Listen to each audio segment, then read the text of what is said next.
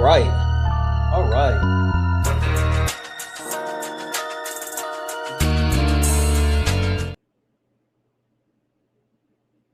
All right. Good morning, guys. Good morning. Good morning. Good morning. Good morning. Good morning. Good morning. Good morning. Good morning. Good morning. Welcome in. Welcome in. Welcome in. Welcome in. I hope everyone is having an amazing morning. If you don't mind, as we get in, tap the screen, share the live, send your daily heart. Me, it's only one coin. It will boost live and push us out to the FYP. We're going to go ahead and get started here.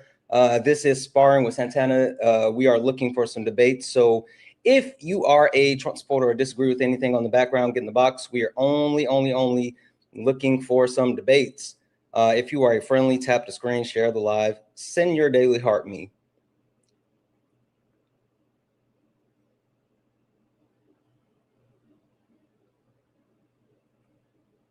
Let's see here. Boom, boom, boom. Got that. I'm gonna pin that. And do that. That.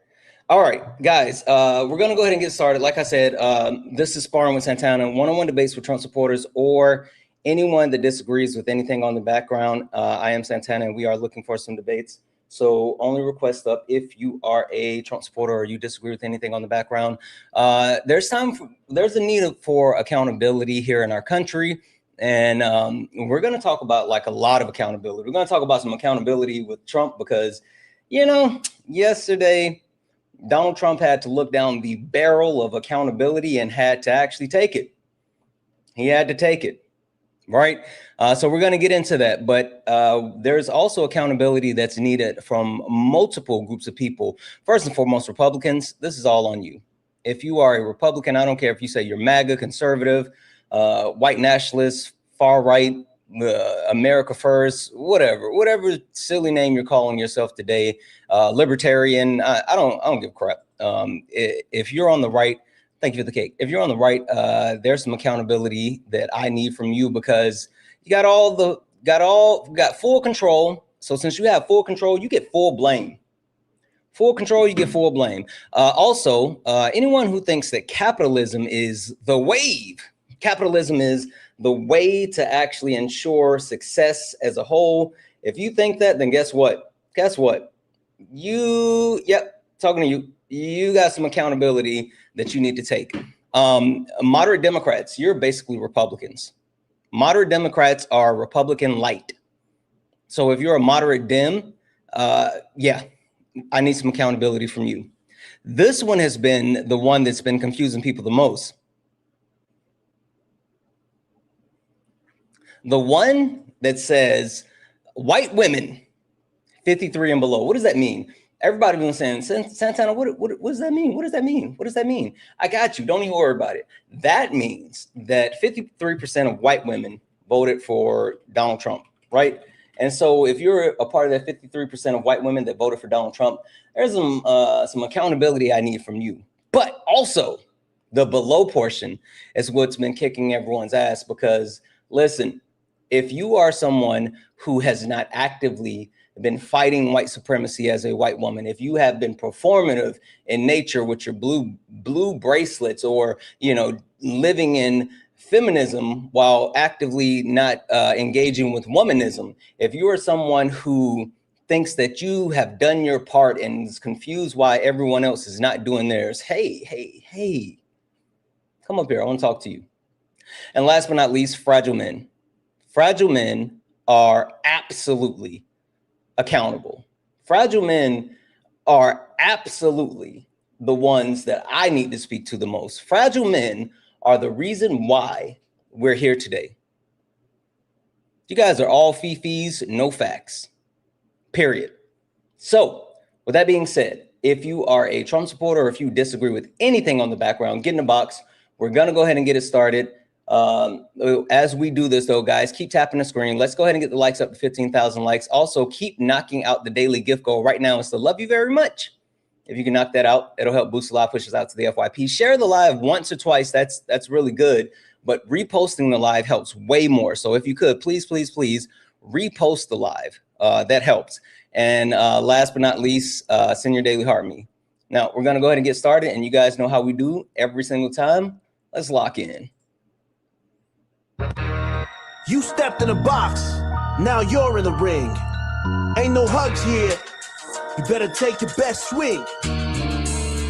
Mike hot, who wanna step in the flame? This ain't a debate, this a mind game. Facts type lies, get left in chain. One wrong word, get slapped out your name. This ain't TikTok T, this a war zone talk. No script, no filter, no safe walk. Bring stats to get scrambled like a glitch. I got fire in my mouth like I came from the pit. Hey, Step in if you dare. Truth hit hard like a punch in the air. I love you, Change. Ain't no rules, no plan, no script. You think so, Slaughter? I appreciate you. Real quick. No cap, no shield. Better know your stuff or you get revealed. Hey, Step in, don't you wanna? hey, Sparring with Santana. I don't care what you claim on your background. Facts only, if not, get clapped down. Whether you're left or right or you don't even vote. If your logic is weak, I'll sink your boat. hey. You talk slick, but you ain't got source. Nope. Just vibes, that ain't power, that's force. I'm the test, the trap, the trip, the call. Hey. You slip once, I'm snatching it all. Boom. Step in if you dare. You dare. Hit hard like a punch in the air. Punch in the air. Ain't no rules, no plan, no script. Yeah. One wrong move, get cooked real quick. No cap, no shield. No. Better know your stuff or you get revealed. Step in, don't you wanna? Sparring with Santana. Step in, if you dare. You dare. Hit hard like a punch in the air. Ain't no rules, no plan, no script. One wrong. Wheels for good. You said another great day to be a Trump supporter. Awesome. Hey, get up here, Bub. Look, 0 followers, 11 followers. I don't care what you have to say. You're muted. Getting a request. You thumb thug. This ain't a safe place. This a flame space. Step in, don't you wanna? Sparring with Santana.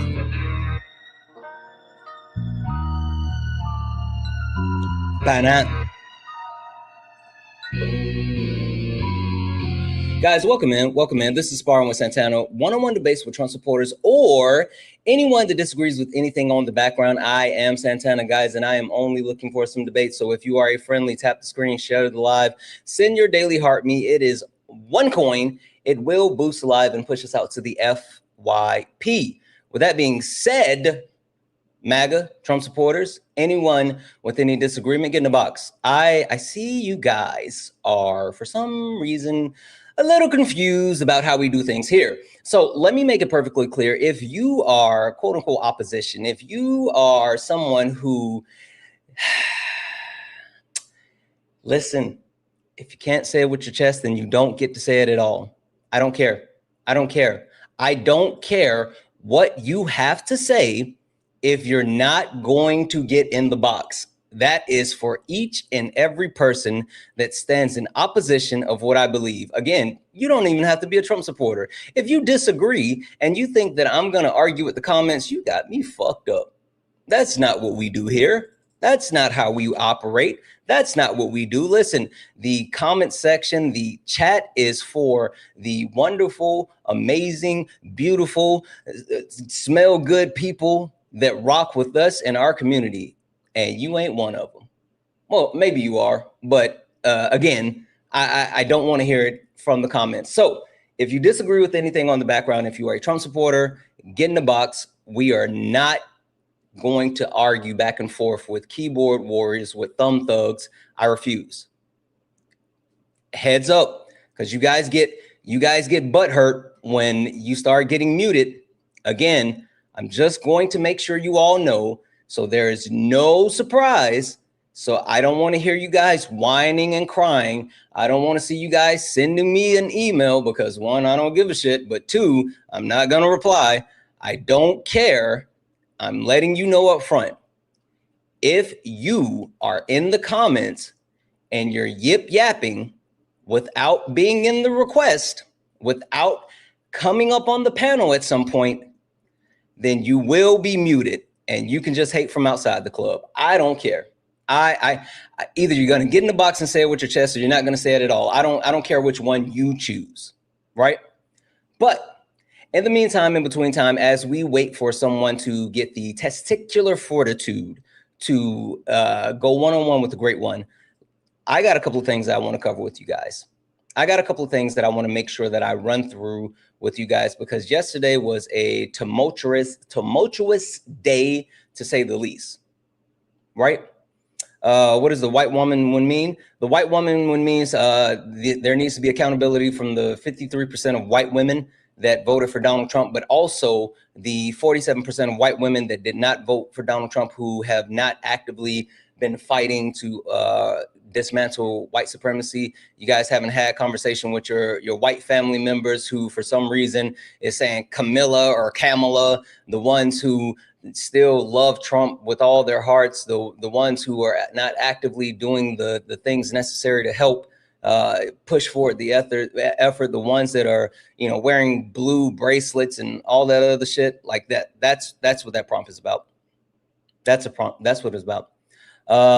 What constitutes a moderate? What constitutes as a moderate Democrat? I got you. What constitutes as a moderate Democrat is anyone who thinks that there is a need to, quote unquote, reach across the aisle and work with Republicans. Period. That's it. That's it. If you're someone that thinks that Republican and their actual cooperation is needed, if you think that, oh, well, I believe in respectability politics, we can't do that because everyone isn't going to agree. That's you. You're Republican light.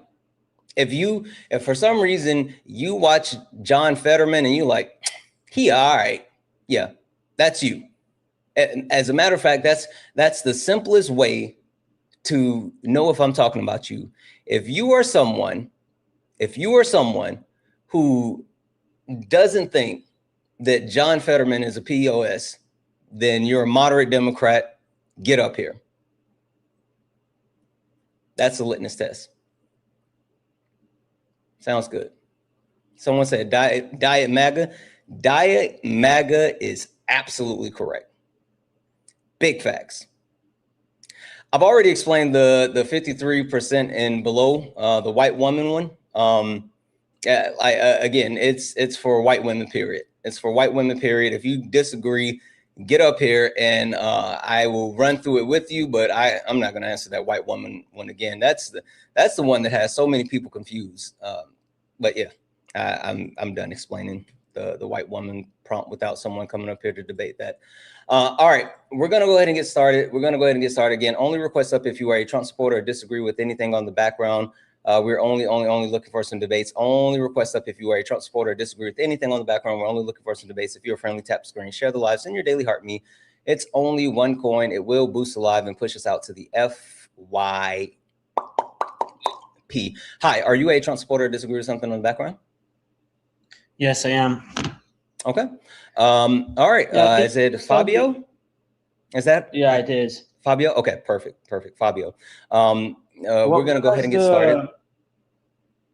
Yeah, what does the down right mean about the woman? Oh, the white woman, 53% and below? Yeah. Okay. We can talk about that really quick. Are you an American citizen? No, I'm not. Okay. What country do you live in? I'm from Europe. What country do you live in? Slovakia. How are you a Trump supporter? Like, you don't go here. How are you a Trump supporter? No, we in Europe adore Trump. You weirdos? Like all the media that tells you it's all a lie. Yeah, I don't think so. I look at quote unquote media outside of the US. I don't even like engage in like. Yeah, but you should US not like media. look at mainstream media, BBC and all those things. Yeah, I hear you, but also listen. You shouldn't believe the BS that you believe because we're the ones dealing with it. Like, how you gonna tell us how fucked up it is in our house? You don't go here. You don't know what we got going on. Well, for example, I used to do a business, rent boats, you know. Okay. And like that was like, I don't know, in the Trump first term. Okay. Like 10 years ago.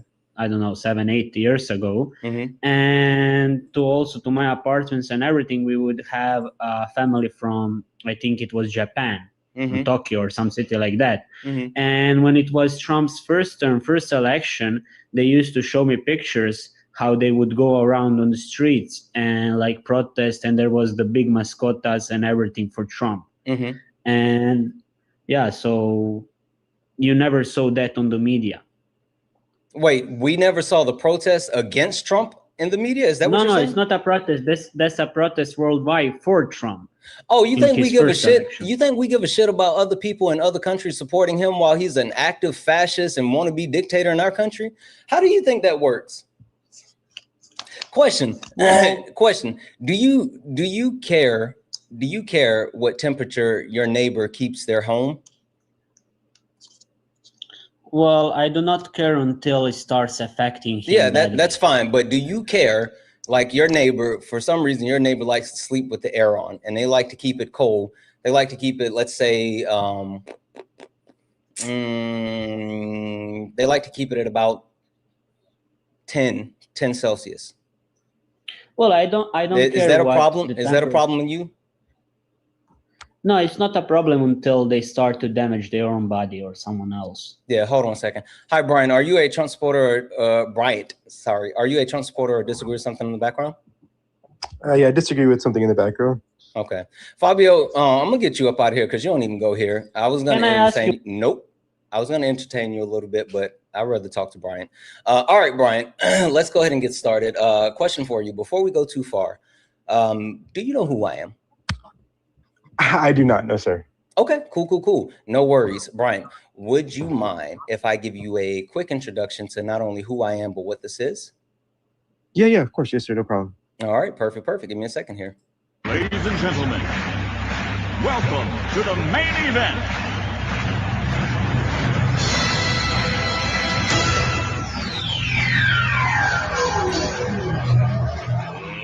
Let's get ready to rumble!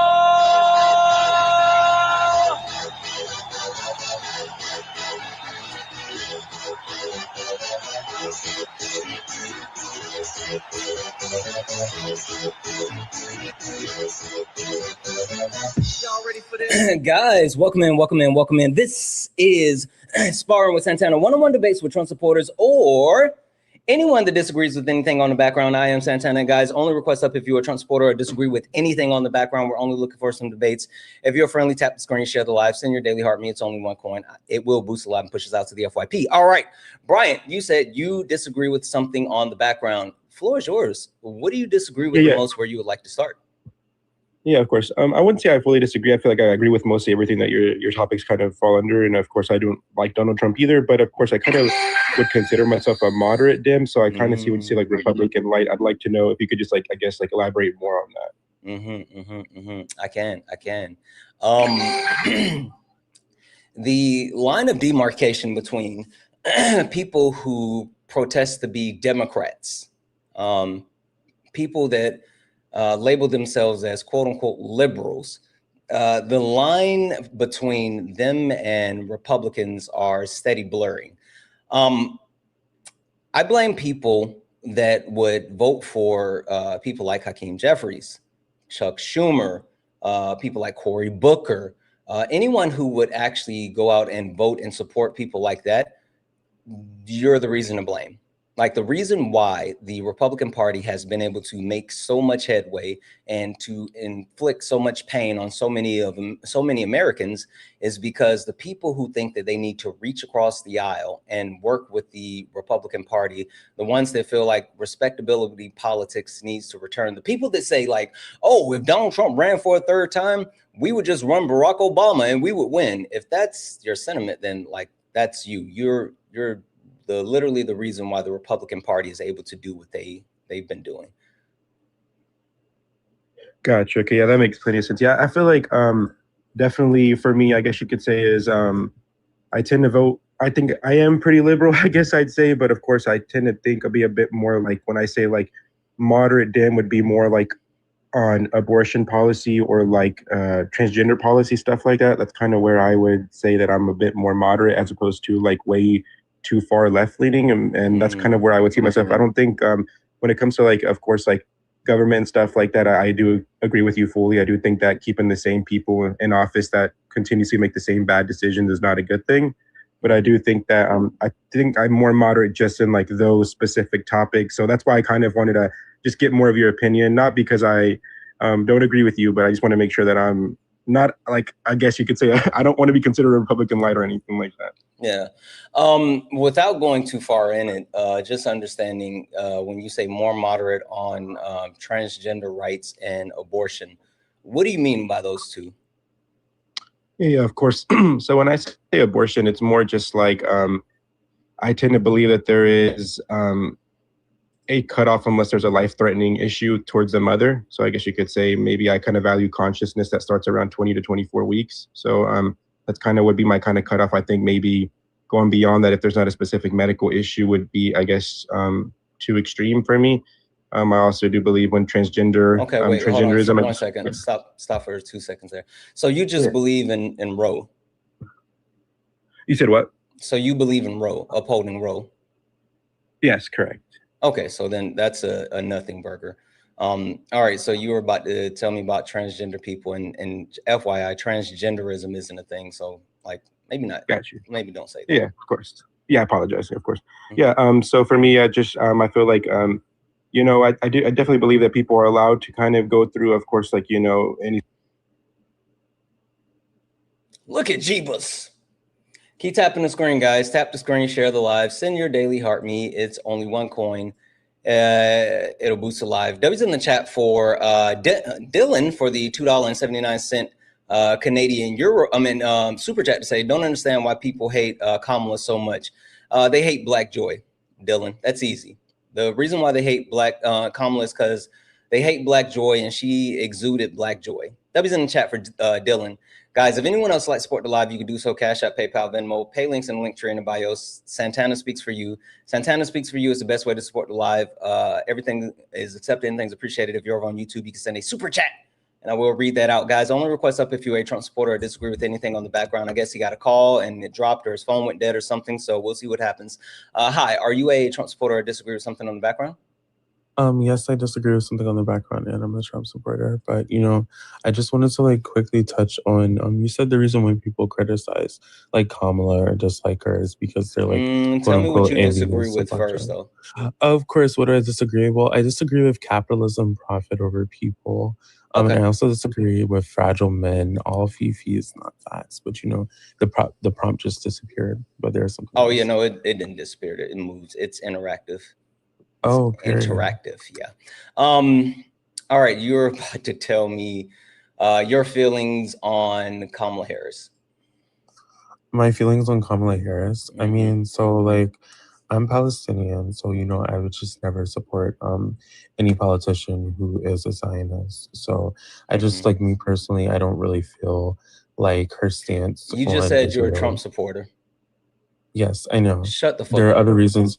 I'm not a single issue voter. I'm not a single issue voter. Wait. I'm not saying that you are. I'm not saying that you are. Wait 1 second. No. I'm not voting I'm not boiling your overall vote down to this one issue. I'm not saying that, but I'm saying you just said that you can't vote for someone, a politician that's a Zionist. Fucking Donald Trump is the Zionist of Zionists. I'm not saying. Hold on. Issues. Let me finish what I'm saying. I'm not saying that there aren't other issues, right? Not saying that. But for you to make that statement as if it is actually something that plays a major impact is completely false, because Donald Trump is the Zionist of Zionists ever. Donald Trump not only has been called the greatest friend to Israel by Bibi Netanyahu, he invited Bibi Netanyahu to Mar-a-Lago prior to him actually becoming president. He has been lockstep with Bibi Netanyahu, and even on Christmas, prior to Christmas, he put out multiple statements praising Israel and what they're doing and the Jewish people within Israel. So like, I don't even give a fuck about what you have to say about that point. Well, hold on. I don't know why you're strawmanning what I said. Hold on 1 second. I don't give a fuck what you have to say about like her being quote unquote Zionist. That's not a non sequitur for you, because obviously, I'm sorry, this is a non sequitur because obviously that's not a deal breaker. So let's roll that forward. Tell me why. You tell me quickly why you support Trump, and then we can go into the topic. Why I support Trump? I mean, obviously he is a Zionist, which I don't agree with. But I would just say like there are other issues that I support him on. Like, for example, I'm like pro his policies regarding like individuals who have like some sort of how can I word this and be kind? Have like some sort of misalignment with their personal identity. Oh, you hate I also transgender support. people. Got it. Okay. That's not what I was saying. First of all, Okay. but okay. And second of all, like I would just say another policy that I support Trump on would just be like in regards to immigration. Like I would just say that like, well, I would just say that like immigration is a major issue to me. Okay. I would just say like in regards to individuals not being in like a proper process. I would say that, yeah. And then I would also just say that like in regards to like the economy, like Trump is obviously more pro-capitalist than Kamala. Like not saying Kamala is like some sort of Marxist, like socialist. Obviously she's not, but Trump is clearly more pro-capitalist, and that's also something that I align with. And also I'm pro-Russia, so I don't really support how the Democratic Party has been like pushing this. You're pro-Russia. Yeah. What country do you live in? I live in America. What state? Georgia. What time is it in Georgia? It's 10:19 a.m. It's 10:19 a.m. What is the state that borders Georgia to the south? Florida. What's the largest outdoor cocktail party? Girl, I don't know. I live in Atlanta. I don't do that pro people shit. The largest outdoor cocktail party is broke people shit? Well, no shade. Like that is like for me, I'm like that type of person where what's the biggest college in Georgia? I'm pretty sure it's like an HBCU. I don't know. I mean, I think you're trying to imply that. Do you know who the Georgia Bulldogs are? Isn't that GSU? Is that GSU or is that Georgia State? I can't remember. GSU. Okay, I believe you. All right, I believe you because you knew Georgia State. Okay, all right, cool. Being pro-Russia is a wild fucking statement. Anyway, all right. So let's start with the capitalism. Or you know what? Which one do you want to start with? The capitalism or the fragile men?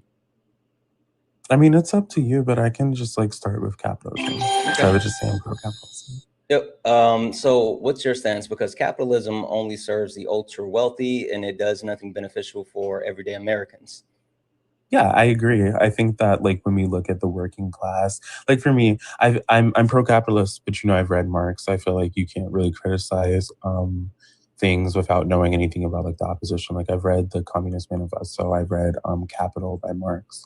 And for me personally, because like I don't know how to word this without sounding like insensitive to like class struggle. But yeah, I mean, you just say what you got to say. As long as you're not slurring, that's fine.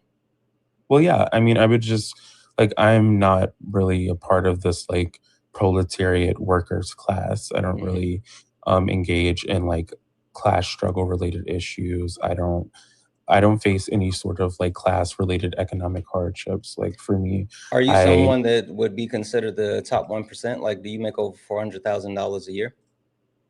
I mean, I don't work, so like my family is rich, but like I don't work, and me personally, like so you're a nepo I would baby. just. I mean, if you want to say that, then like sure, but I would just say like my personal beliefs. I think it would be dumb to be pro-capitalist please don't say be that's ableist. But go ahead. I'm sorry. I'm sorry. I think it would be like illogical to be pro-capitalist and you're like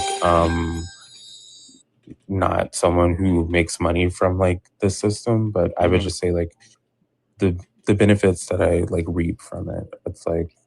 Okay. Yeah, listen, I mean, I'm not going to hold you. When you say your family is your family wealthy? Are they set well off? Like, help me understand that a little bit more. Yeah. So like, without being too personal, of course.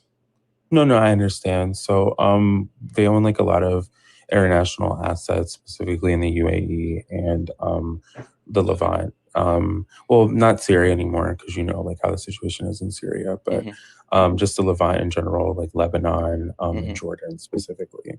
So, that's also why I would say like, I'm clearly anti-Israel, but there is like a lot of things that are like personal to me in regards to that. And I would just say the way Trump is treating. I know I don't want to tie this back into Trump because I know you were talking specifically about the No, capitalism I mean issue. that's fine. I mean that's part of the capitalistic position. So Well, yeah, his like capitalist, I want to say pro like Israel policies, even though they're like not really beneficial to like individuals. I would just say that like it helps garner profit for like the interests like of my family in the region. okay. Man, you seem like a walking contradiction, and I'm not saying that like I don't believe you, because I actually do. I just think that you have a lot of conflicting interests as far as what you say you stand for and what you believe, and then versus what you like. It's it's there.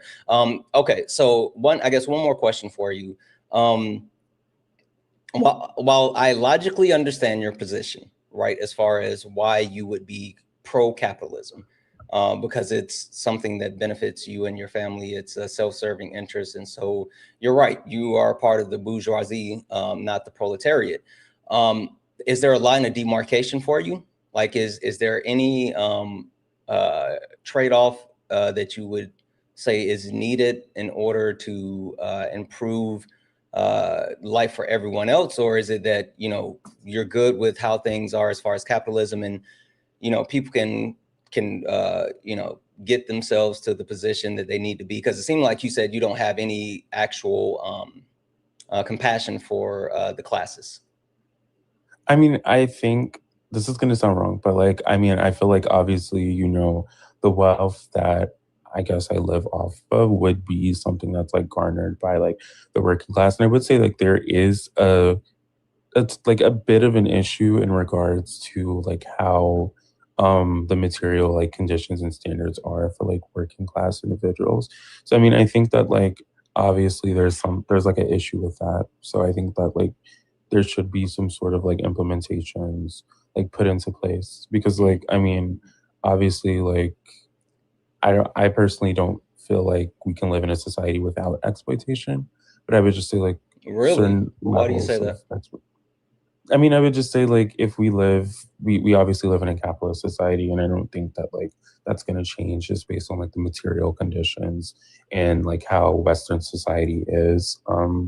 So I would just like say that because I have the viewpoint that like capitalism is something that's necessary in the West, it would be something that is required, and I would say capitalism breeds exploitation.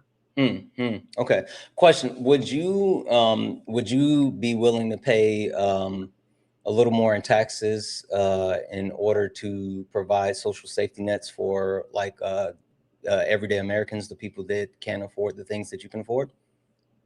I don't think I've like ever like paid taxes I before. know. Like, I'm saying, like, would you be okay if the effective tax rate for the ultra wealthy increase, and also corporate taxes increase in order to help the middle and lower class? I mean, it depends like what the increase would be. For corporations, it would increase to where it was in the Obama era, which I mean, it's not a dramatic shift, but it is enough to help support multiple social safety nets. And then with the actual ultra wealthy, I would advocate for closing like loopholes. That, like, I think that's where the ultra wealthy really gets by as far as like taxes, is the loopholes in the way they do business and they get around paying taxes. The example, like Elon Musk takes a low salary in order to and then has like all the rest of his actual payments dumped into like stock options and things like that, where the money can be hidden, and then he could purchase stock based off the interest of the stock without paying taxes on the stock. So closing those loopholes and making the ultra wealthy pay taxes on their actual revenue brought in, not just the revenue that they currently hold. I mean, I would say in some cases, like for utility purposes, that would be something that I would like support. I mean, In what cases wouldn't you support it? I mean, in regards to like things like how certain businesses utilize how can I word this? Like utilize things in regards to like tax write-offs with like subsidized businesses. Like I would say there's a reason why that exists. And I mean, like obviously because of the system we live in, I don't see how it's wrong to like use loopholes for that. But I would say that like in regards to like taxes, I mean, I would say like, yeah, that would be something beneficial if it like raised. Because I mean, like obviously like there's money made from the working class, and I would say at least some of it like should be put back into like the hands of the people, I guess.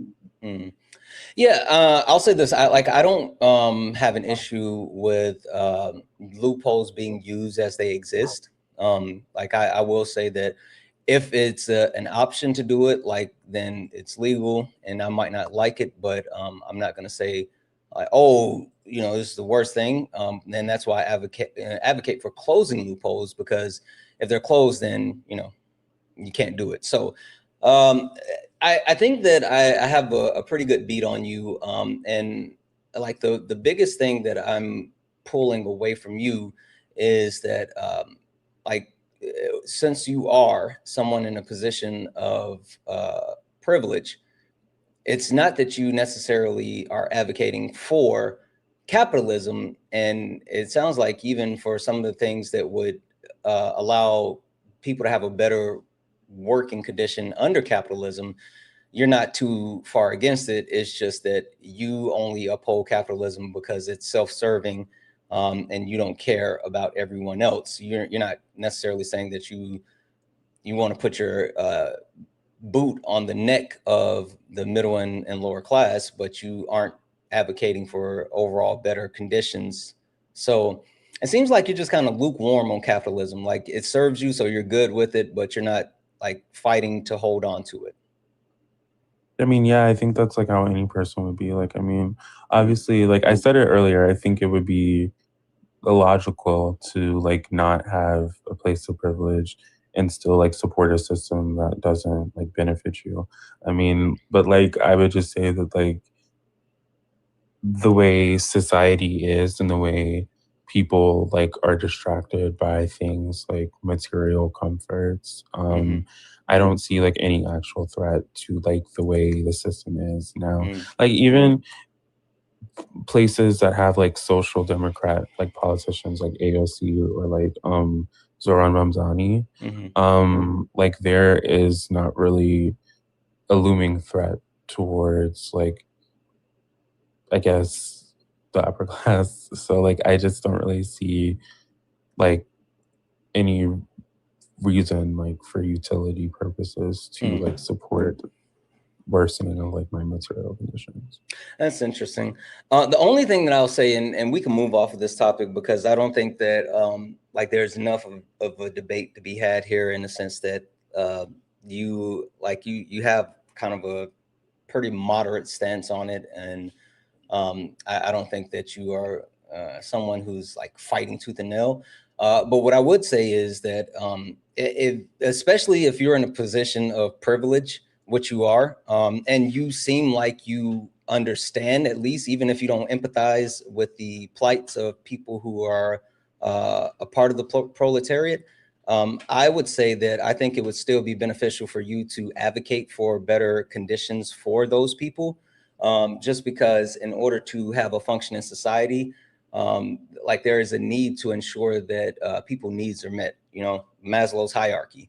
And at this point, people's needs, their basic needs, aren't being met, which will eventually lead to an overtoppling of the capitalistic system as a whole.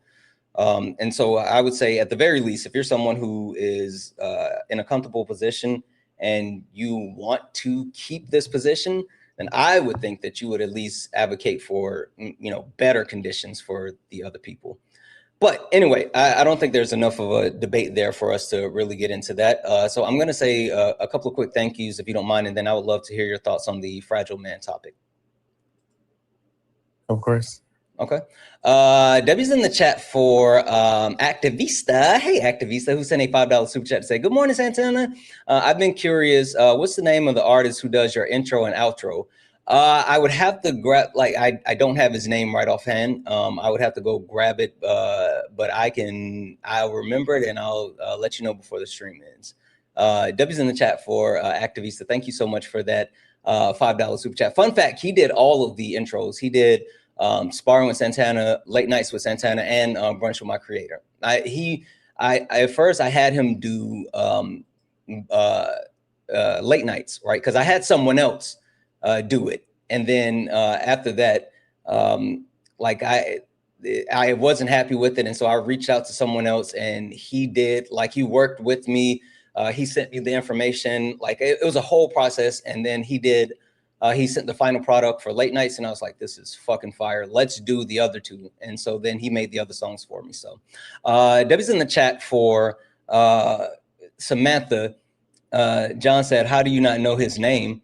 Who said that I don't know his name? I said, I just don't have it right offhand. Why, John? Anyway, Debbie's in the chat for Samantha for the $10 donation, saying, we flipped Wisconsin second Supreme Court seat last night. I saw that. Fucking W's in the chat for Wisconsin. You, Parker and Dean, are doing great work, changing the world. Keep educating and keep cooking. You know it. W's in the chat for Samantha. Thank you for the 10. W's in the chat for Amanda for the $1 donation, saying, hey, Santana, hope all is well. Man, life has been lifing. I was diagnosed with, holy smokes. Okay, I'm not going to read that next part off just because, like, I don't want to, you know, I'll keep that to myself. But Amanda, I hope you're okay. Please take care of yourself. Please stay around community and, you know, keep me updated. I'm wishing you so much health and wealth. But yeah, stay close to the community and just keep me updated. W's in the chat for Amanda, guys. If anyone else would like to support the live, you can do so. Cash App, PayPal, Venmo. Pay links in the link tree in the bio. Santana Speaks for You. Santana Speaks for You is the best way to support the live. Everything is accepted. Anything's appreciated. If you're over on YouTube, you can send a super chat and I will read that out. All right. Go ahead. You said you disagree with the point as far as the fragile men. Legs Benedict. Fuck off. Sorry, go ahead. Oh, but yeah, like, I mean, I would just say I disagree, like, with fragile men, all feelings, not facts, because it's like, I mean, I would just say that, like, once again, I've, like, read a lot of theory regarding, like, how gender engages in, like, the society that we live in. You know, obviously we live in a patriarchal and, like, I guess, male/man dominated society. So, like, I mean, I would just say that, like, the fragility of, like, men would be based in some sort of, like, real reality that is, like, in struggle with, like, how society is set up and not just, like, based in some sort of, like, arbitrary feelings. Like, I just don't really agree with that. Yeah, so I don't know if there's going to be much of a debate here for this one as well. Yeah, the premise of fragile men, I agree. It's not based in like overall some arbitrary thing. I think that it's based in the irrational theory of men who lean into the idea of you know, alpha male, that there's a need for men to be the leader, the ones who look at women as less than because they are not men, the ones who have continued to actually uphold the patriarchal system and push for different things that are more men-centered and benefit men more than anyone else. And they often don't have reason behind it. They often lack emotional intelligence. They often lack the ability to address the issues that would impact not only themselves, but the people around them. And so they indulge in things like substance abuse, self-harm, harming others, you know, in acts of violence instead of actually addressing their mental health. And so those type of men are the ones that I'm speaking to, not the people that are actively trying to address the issues that they may have, but the ones that instead of, like, you know, addressing that, they say, I'm gonna hide my feelings in my muscles or pass another bottle. I mean, like, would you not say that, like, patriarchy would be something that's, like, a necessary evil in society? I mean, well, I mean, like, most men are males, and because most men are males, and because of, like, the sex, do I have to say sexual or like Say sexual. sex. Just don't say the name of any drugs. Like that's the only thing I don't do here. Okay, I mean, like the way sexual dimorphism works, and like humans, obviously, like males will dominate like physically the opposite, like /gender. So I mean, it's like I don't really see why it would Yeah, be but like the physical aspect isn't the characteristics that would put someone in a position of power or leadership or determine if they have the ability to ensure that the needs of others are met. All right, I mean like you're just a rockhead, right? That can smash hard. Like that doesn't make sense. And like again, the patriarchal system as a whole only benefits. The way that it works is it benefits specifically white men at the top, and then it disenfranchises other people depending on the intersect. But like it harms men as well because it does put men. It puts men in positions where like they're in these spots where they feel like, oh, I have to be the leader. I have to be the one doing this. I have to do that. And so they don't, again, they don't properly deal with the mental aspects, which leads them to unhealthy ways of them dealing with problems. I'm like, it's a whole thing. But we got Sean up here. I think Sean wanted to say something to you. What up, Sean? Hey, what's up? There was a couple things with the last topic as well, but I'll stick to this wherever you one. want to go. Well, I'll stick to this one first. What makes it necessary, patriarchy? I mean, because I would just say that like social hierarchies and like organized systems are like something that will always exist because we are humans. That doesn't answer the question. Well, I was going to lead into it. I was going to say because like social hierarchies are something that is like a necessary trait of, I guess, humanness and humanity. It'll be built around who can enforce the system, and enforcement would be like in relation to physical strength. And obviously, because like males have, most men are males, so there would be like a physical strength aspect to this like sort of enforcement. So because of this like strength hierarchy, obviously like men will dominate this system, therefore like creating some sort of like patriarchal organization. Yeah, so what just happened is I asked you, why is it necessary? And you said, because it's necessary. So No, I'm just going to go ahead and ask the question again. What makes it necessary? because of like the intrinsic need for like hierarchy building amongst like mammalian. Oh, it's intrinsic. I mean, yeah, like I would just say Okay, excellent. Show me some evidence that it's intrinsic to humans. That like well, I said it was intrinsic to like mammalian species, like the need for hierarchical. Show me some evidence that it's intrinsic.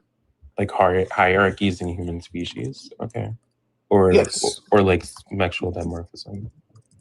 Show me evidence that it's intrinsic. Okay. Guys, while that happens, if you don't mind, keep tapping the screen, share the live, repost the live. That helps a lot. And if we can keep knocking out these daily gift goals, it'll help boost live as well. Right now, it's the little finger hearts. So please, please, please, can we knock those out? Last but not least, if you'd like to support the live, you can do so. Cash App, PayPal, Venmo, pay links and Linktree in the bio. If you're over on YouTube, you can send a super chat. I will read that out. And also, guys, show Sean some love while she's up here. Show Sean some love while she's up here. Let's make sure that we are doing the good things. Do you want me to give you like the PMID for like where I have my thoughts? It would be 25697184184. Wait, what are you looking at again?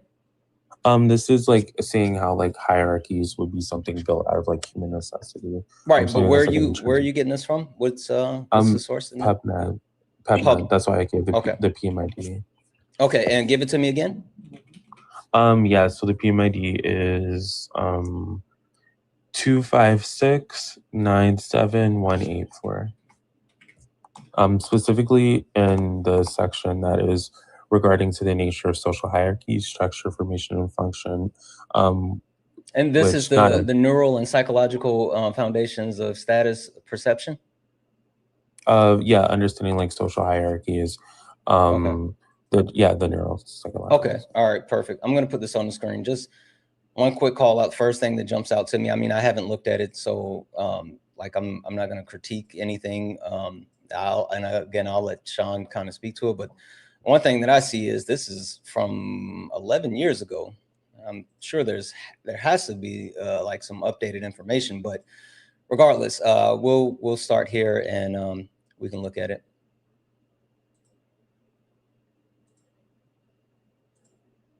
What's the PMID?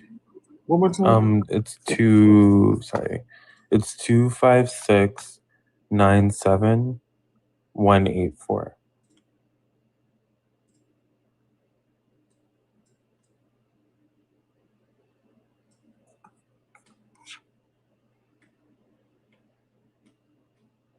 Okay. What about this? Well, I would just say specifically in the section about the nature of social hierarchies, it provides like several key like foundations. Wait. Where's the nature with social hierarchies? Where are we looking at? It's on the screen. Just scroll up. Or just like do Control F. The nature of social hierarchies. It's the second section of the article. Okay, wait, hold on. Sorry, not the article, the study, I mean. Should I go to the because this just shows the abstract and then like different articles. Yeah, like can you scroll back up, please? Yeah. Just scroll down. Because like what I have on my screen in regards to like this right here, this section. So I don't know if I'm sure that like again, I'm sure there's some way to get to it. I just don't know where the article is listed here. This looks like it's just the, let's see, display option, abstract. Okay. PubMed? No. Format. Are you at articles PMC54-94206? Mm-hmm. Understanding social hierarchies, the neural and psychological foundations of status perception. Yeah, I have the whole article on my side. That's weird. It's right here. There's like 5 sections of it. I believe you. I'm just saying I don't understand why it's only showing me the abstract and then like the source material.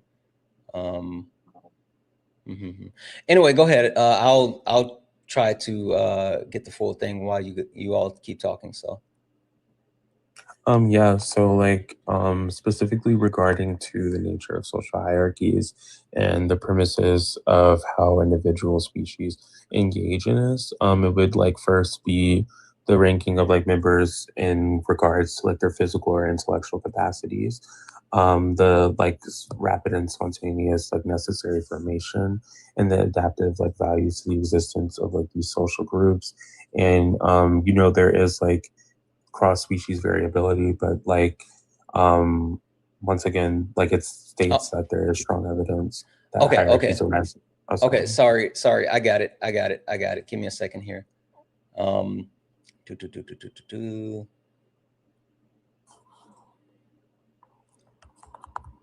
right.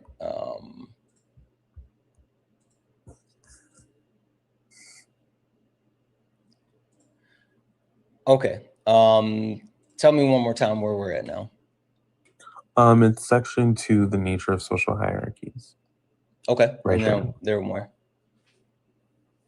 Yeah, specifically like citing the studies. There are multiple studies cited in the next paragraph, but like the ultimate claim of like these studies would just be like in regards to the way like human society, not even just human societies, but like mammalian species in general, create like a necessary like beneficial social hierarchy would just be in regards to like physical or intellectual groupings, like formation in regards to the environment, and like value to like the existence of like some sort of like social organization.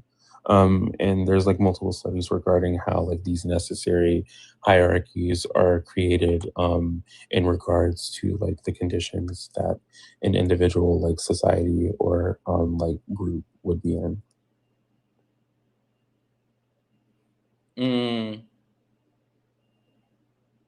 Yeah, but I mean, like, even just reading this small section here, and Sean, I'm going to give it back to you. But like, I think this is a highlighted, I mean, an important point to highlight. As a result, the structure of human hierarchies is multidimensional, largely context or group dependent and self-reinforcing. So, like, I mean, I'm going to keep going through this, but this already kind of speaks to not only the complexity, but to, like, while yes, physical attributes could and should currently influence like our actual hierarchies, it's not saying that this is the main driving force or even like the thing that we should stick to. This is talking about the actual existence of those things that influence the hierarchies. Yeah, on top of this, this entire thing doesn't say what you think that it says at all. When you're talking about it being intrinsic, you're talking about it being necessary and essential for human like thriving. And you haven't shown me that it's necessary. You just showed me that it tends to happen. It literally says it tends to happen in here, which means that it could or could not happen, making it not necessary, one, and two, that when it does happen, it is totally and utterly dependent on whatever society that it is that is implementing the hierarchy, on how the hierarchy functions. And that is if it is implemented. This in no way tells me it is intrinsic or essential, inherent, due to nature. Also, this section right here, this section highlights the fact that even there's more benefits in a group leadership hierarchy versus like an individual based off of like physical. Like this talks about like this section specifically right here talks about all the major benefits. Overwhelmingly, it is from a group perspective, which would of course be quote unquote DEIA. Right, but having an actual diverse group of leadership versus like physical aspects. Yeah, I mean, like, I don't really see how that like disproves what I said. Like it like implying some sort of like. Wait, you don't see how it not being intrinsic disproves you saying that it's intrinsic? No, well, what part aren't you tracking? Where we lose you? No, well, in regards to like 10, you said like the article like utilizes the word 10, but that like wouldn't be in relation. What does 10 mean? I know what 10 means, but like in relation to, I mean, it would just be something that like typically occurs, but it's not like a necessary. Okay, like, excellent. What does intrinsic mean?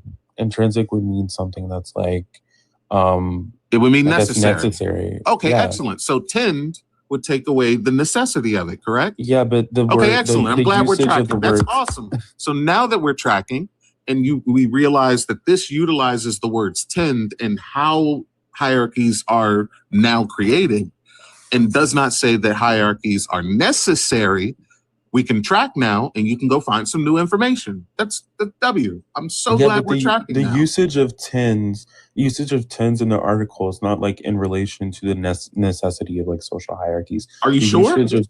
I mean, yeah, the usage of tens is like in regards to intellectual capacity. Like in the study, Halevi, I don't know how to pronounce that. Intellectual capacity for what?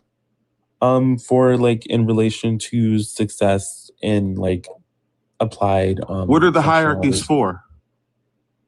In regard to like intellectual capacity? What are the hierarchies in society for? For like structure and like, I guess, like some sort of order. Order for what? For like structure. Like, I'm confused. What are you structure like? Structure just means order. What order for what? Structure is not synonymous with order. Order for what? Like social like that's circular, but like I guess it sounds like you just don't know. I do. What are you confused about? You don't because you can't say it. What are you confused about? Like I'm not confused. I'm asking, you're confused because you can't stop giving like circular answers. And it's viciously circular at this point because you're saying they're needed because they're needed. And then when I told you that they tend to exist for certain reasons, you said that tend is not talking about the necessity of it. Tend is only talking about the mental capacity of it. And I'm asking you, what is the mental capacity of it for? The mental capacity behind humans, if it's a necessity, would be survival, correct? I would say in some cases, yeah. What other cases? Like what? Like in regards to like human mental capacity. I mean, like I would say that like for like order, and ease. What of is life. the order for? No, but like ease of life. Like what is the ease of life for? What do we like, want to make things easier like for? Like for enjoyment in like life. Why would we need enjoyment? To like ease the like like survival tendencies. We need ease of we need ease of life. We need ease of life for enjoyment. Hold on. We need ease of life for enjoyment, and we need enjoyment for ease of life. It's to make survival easier. It's to make survival something that is necessary, easier to do. Yeah, but that doesn't imply that it is like a requirement of it doesn't imply that it's like doesn't imply that survival is a requirement. It's not related to survival because an individual can have like needs in regards to like comfort of life without this being related to survival. Like what? How is cortisol? Let me hop in here for 2 seconds. Chat, just an FYI, a couple of things really quickly. I don't need anyone tone policing. Period. I don't care if people are saying, "Oh, you know, someone's being mean or whatever." Like, stop it. Stop it. We're all adults. Everyone has the ability to have conversations. We can handle it. If your feelings are hurt, then like swipe out for half a second, then you can come back. But like, we're not going to tone police anyone. We don't like, I have no interest in that. So please stop. Thank you. Number two, Sean, she, right? Like we need to make sure that we're using proper pronouns as well. Last but not least, I just want to call this out while I have this here, and then I'll let you two finish. Like, I don't understand. Like, did you read this article before you even brought it up? I did, because I was on like another one of these type of lives. It was like in regards to patriarchy, and like I cited the various studies listed in this article, like to like substantiate my claim about it. Okay. All right. Well, in that case, like, do you see this section that I have highlighted? Gender may influence status depending on the particular species, with development growth patterns in regards to relative size in males to females, influence the rates of which one sex dominates other. Physical size provides an obvious advantage, however, it is important in some species that affiliative behavior and alliances are also important to maintaining status positions. Yeah, and I like, can you go to the specific like cited? This is talking about the comparisons, and it was looking at like non-human versus human, but specifically it was talking about monkeys and human adults. But like the point that like I don't want to derail too far off this, but I just want to call out the fact that like even in this actual study and the premise, like they're giving the point that like the gender, one, not only is gender fluid, but two, the sex isn't like strictly determining who is the most dominant. Like it's all relative. So I just want to call that out. Anyway, but it implies in some species where like go to the specific study and it'll tell you like in which species that this is like in regards to. Yeah. I mean, like this is talking about like there's multiple studies here. I mean, again, like I said, I don't want to derail too far, but what I'm saying is that this actually doesn't say that it's, you know, one for one as far as what you were like your premise was that males tend to be the more physically the physical aspect of males tend to necessitate them to be at the top. But I'm sitting here saying like even this information, I'm not saying again every situation, but it gives credence to the fact that it's not one for one. Like that was my point with this. Anyway, I Well, don't yeah, want to derail I too didn't far. say I'm gonna Matt- let you, no, that's fine. I'm gonna let you Sorry. and Sean finish. I just wanted to call that out. Anyway, go ahead, Sean. Yeah, so we still haven't gotten to it being a necessity.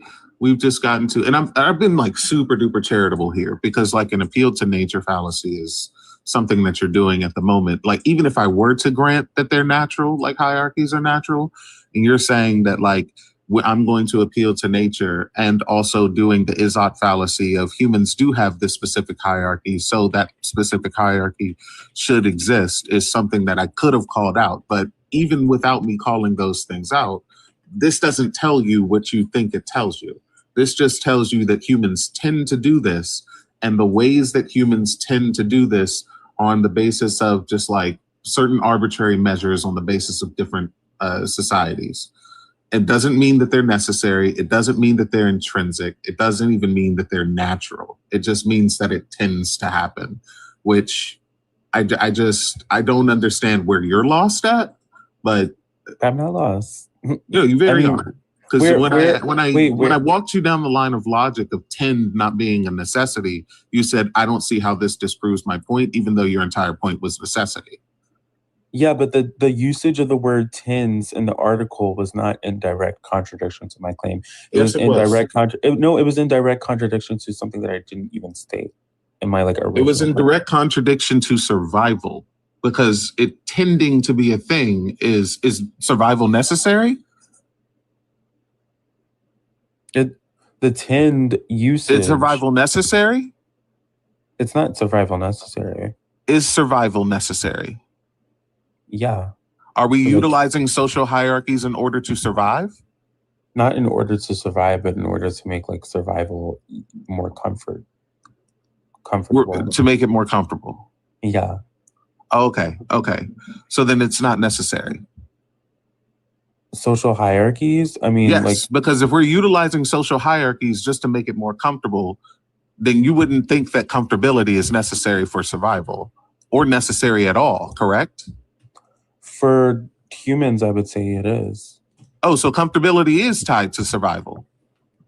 In regards to like, how is comfortability necessary if it does not lead, if uncomfortability does not lead to unaliving? Yeah, but I would just say comfortability is not like applicable like to all social like hierarchies. Like I would say comfortability. Okay, so then you're throwing your entire argument out the window because you said we're using them for comfortability. It's not applicable to like this. Listen. Just answer the question. Answer the question. Is comfortability related to survival or not? In some cases, it can be. No, is it? But I just answered your question. In some cases, it can be. Is it in this case? Is it in this case? I don't think comfortability like plays a factor. Okay, excellent. Like, then it's not necessary. No.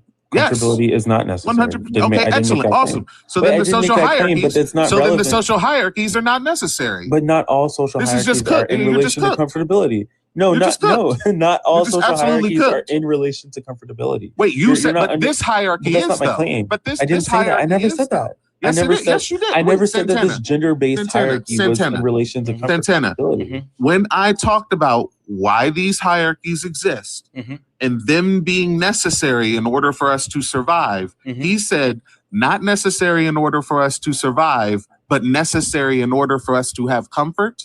Yep. Okay, so then that would mean that if they are intrinsic, if we're doing them for comfort, that comfort is intrinsic, meaning that it's necessary, correct? Are you asking me or are you asking me? I'm asking Santana. Oh, yeah, absolutely. I mean, I thought you were doubling back to make him answer the question, but yes, absolutely correct.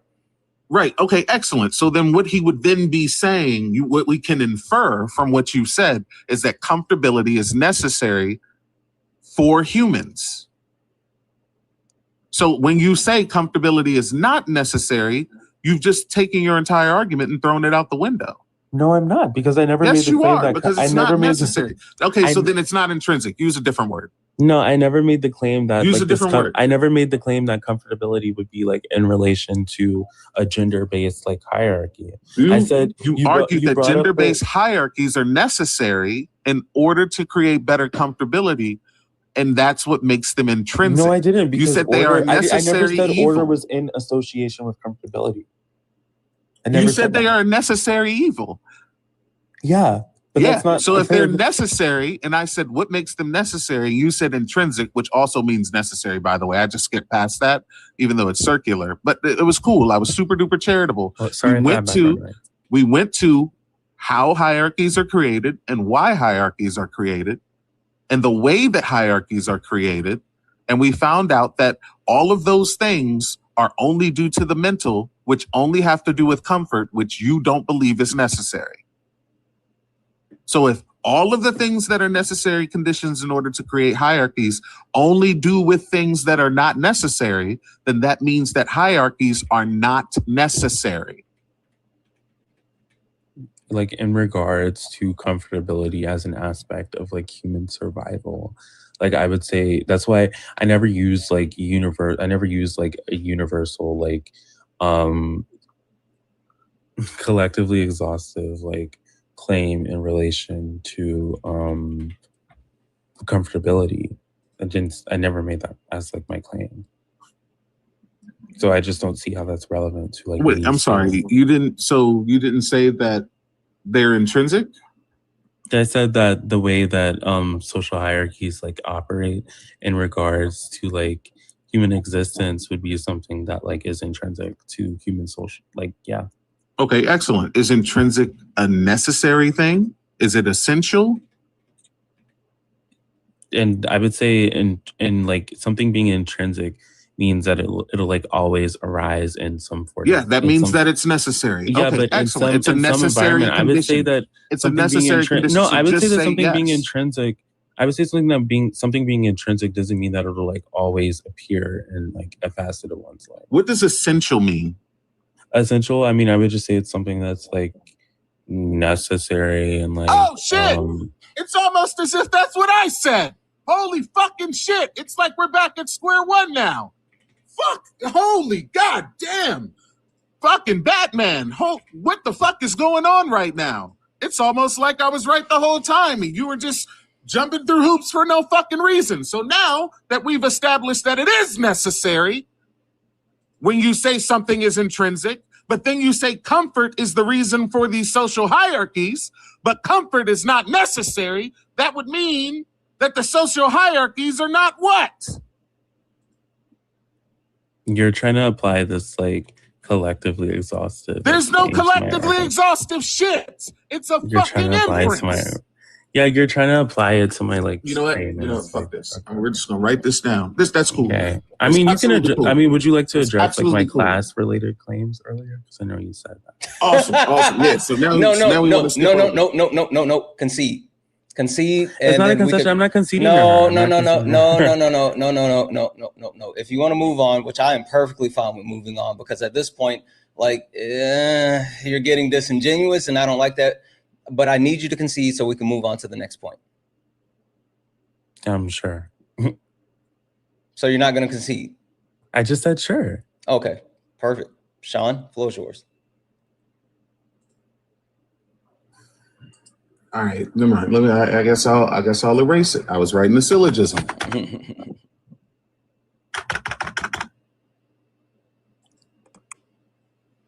How does getting rid of capitalism lower the material conditions? How does it get? Did I make that claim? I don't think I did. Yes, you said you don't see a reason to get rid of capitalism to lower your material conditions in order for a new system to be formed. Yeah, because I mean, I would just say that like the privileges granted to individuals in like my class would not be something that's like relegated to like some like egalitarian like socialist society. Like, I mean, I would say it wouldn't, I would say like capitalism being removed wouldn't lesser the material conditions for individuals who like are part of the working class. But I mean, like, I would say it would be like, it would lower my material conditions. Why would you say that? Because I'm not a part of the working class. Okay, but what would let's say socialism do to lower your material conditions?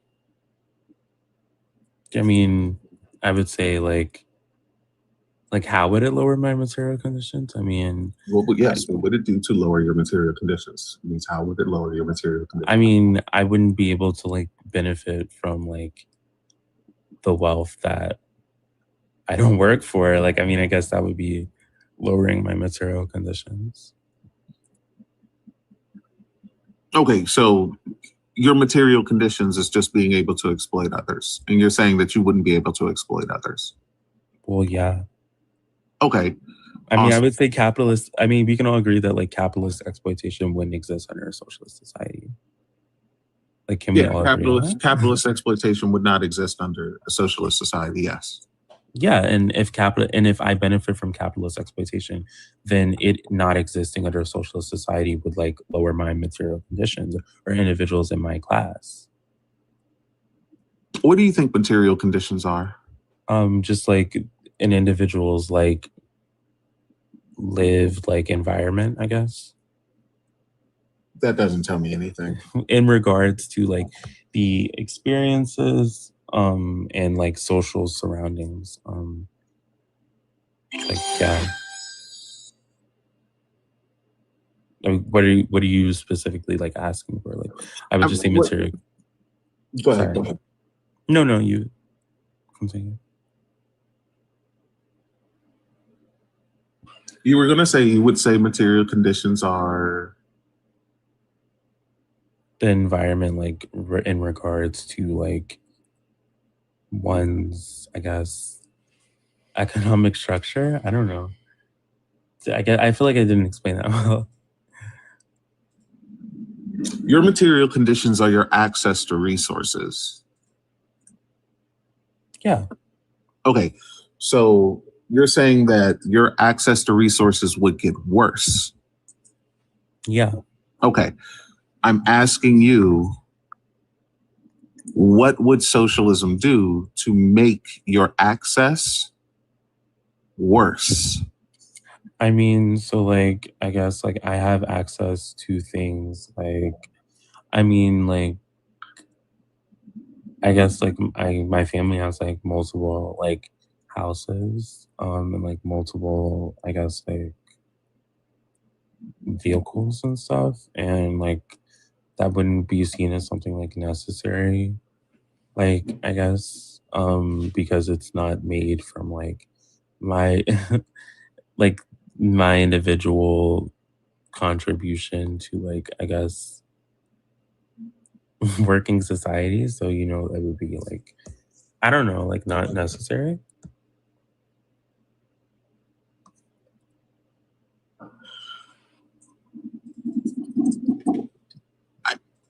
Yep. There's a couple things here. Mm-hmm. There's like quite a few things here, because when you talk about access to material conditions and saying that you don't see a need for a change in the system if it makes your material conditions worse, but you can't really explain how your material conditions would change. Just like let's just say this, right? How many cars can you drive at once?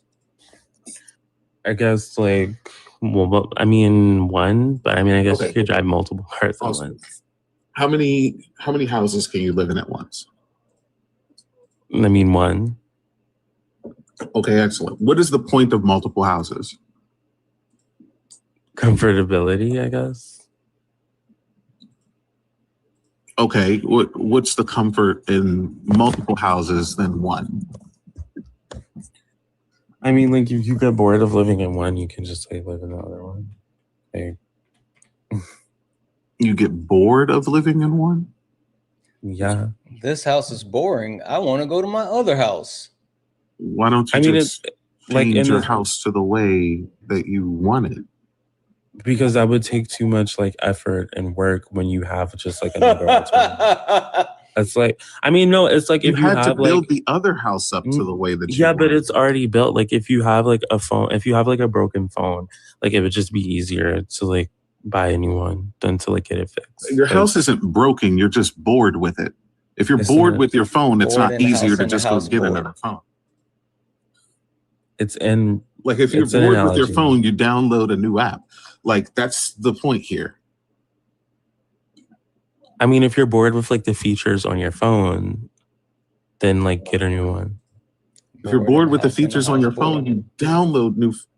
You can't download new features. Like what? What features are you talking about for a phone? Like if I like last year I had the iPhone 16 and mine didn't have like Genmoji on it. So like I just like got the 17 Pro Max. Like I'm like that would be an example of a feature that I didn't have. So I just got like Okay. So the inability to get specific features. yeah. Okay.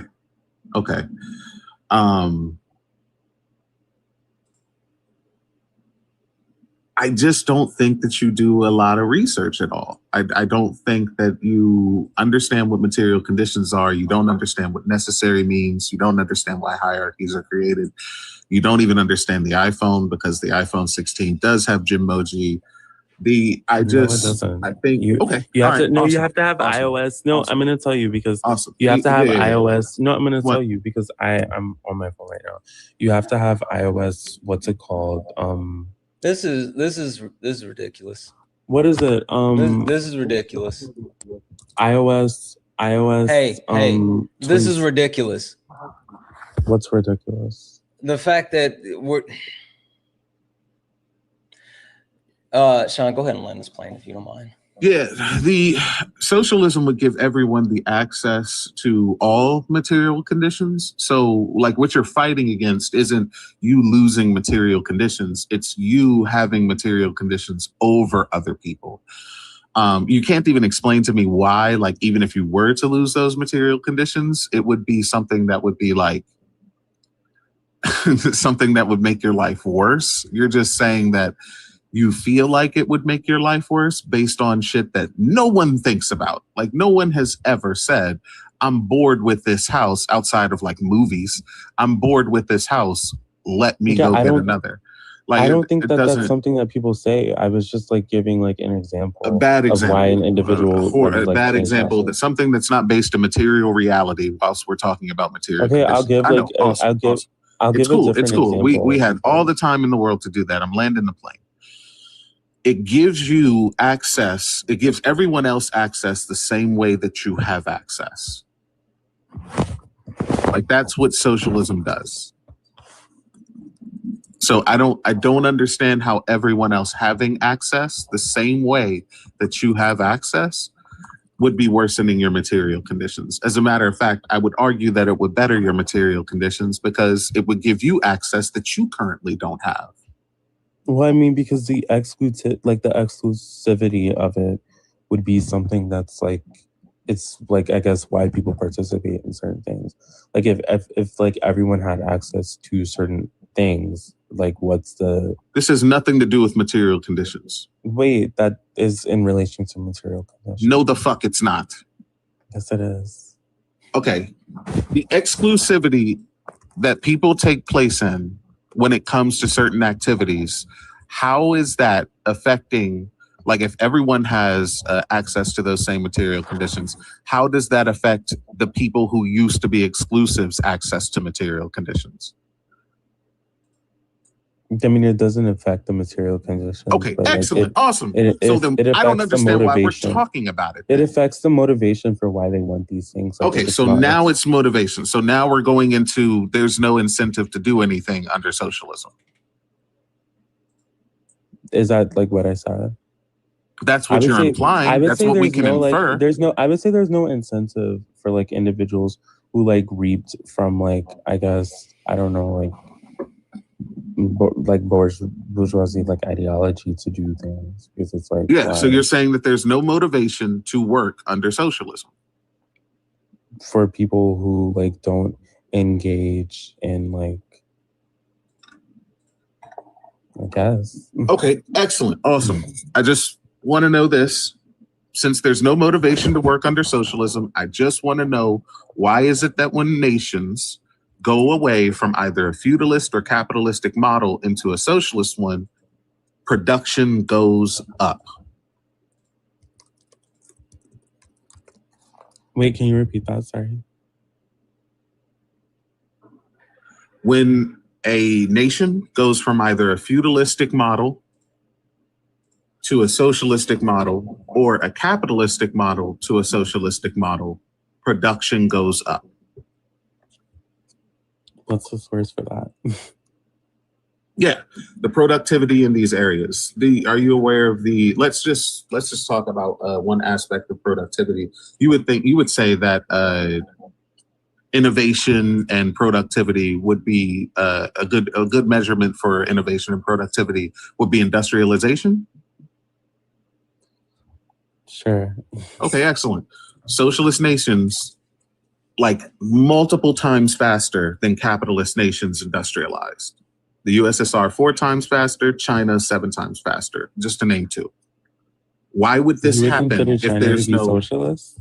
Why would this happen if there was no motivation in a transition from a capitalist or a feudalistic nation to a socialistic one? None of those nations were feudalistic before like their revolutions. So Russia wasn't feudalistic before the revolution? China wasn't feudalistic. China wasn't feudalistic before the revolution? The Qing dynasty was not feudalistic. You're telling me that Chiang Kai-shek was not a king and did not rule under feudalistic rule in China? That's what you're telling me right now? Wasn't he? That was like the Republic of China. I'm like in regards to the Qing dynasty. It was a feudalistic, you know what? Just answer the question for productivity. Just answer the question. We're not. I'm getting so bored of this conversation. I'm sorry. Because you're losing. I'm not losing though. No, like, you're 100% losing. You just said that Russia and China weren't feudalistic before, and the DPRK was also capitalistic before. But just answer the question of productivity, because you said there's no motivation under socialism. So I just want to know why the motivation allowed for faster industrialization in these areas. In regard, can you like rephrase that? You said that there's no motivation for people of the bourgeois class to do anything? Yeah. Okay, awesome. The bourgeois class no longer exists under socialism. Let's just pretend that that's how that works, right? Yeah. And you said that there's no motivation for them to do anything. Yeah. Okay, so then why, including the bourgeois class within the working class, does productivity in these areas and access to material conditions go up with the transition? Like, what? Because what? I just answered your question and then I said, like, what? I didn't hear what you said to answer it. Yeah, because like I would just say that the former upper class were like forced to do these things.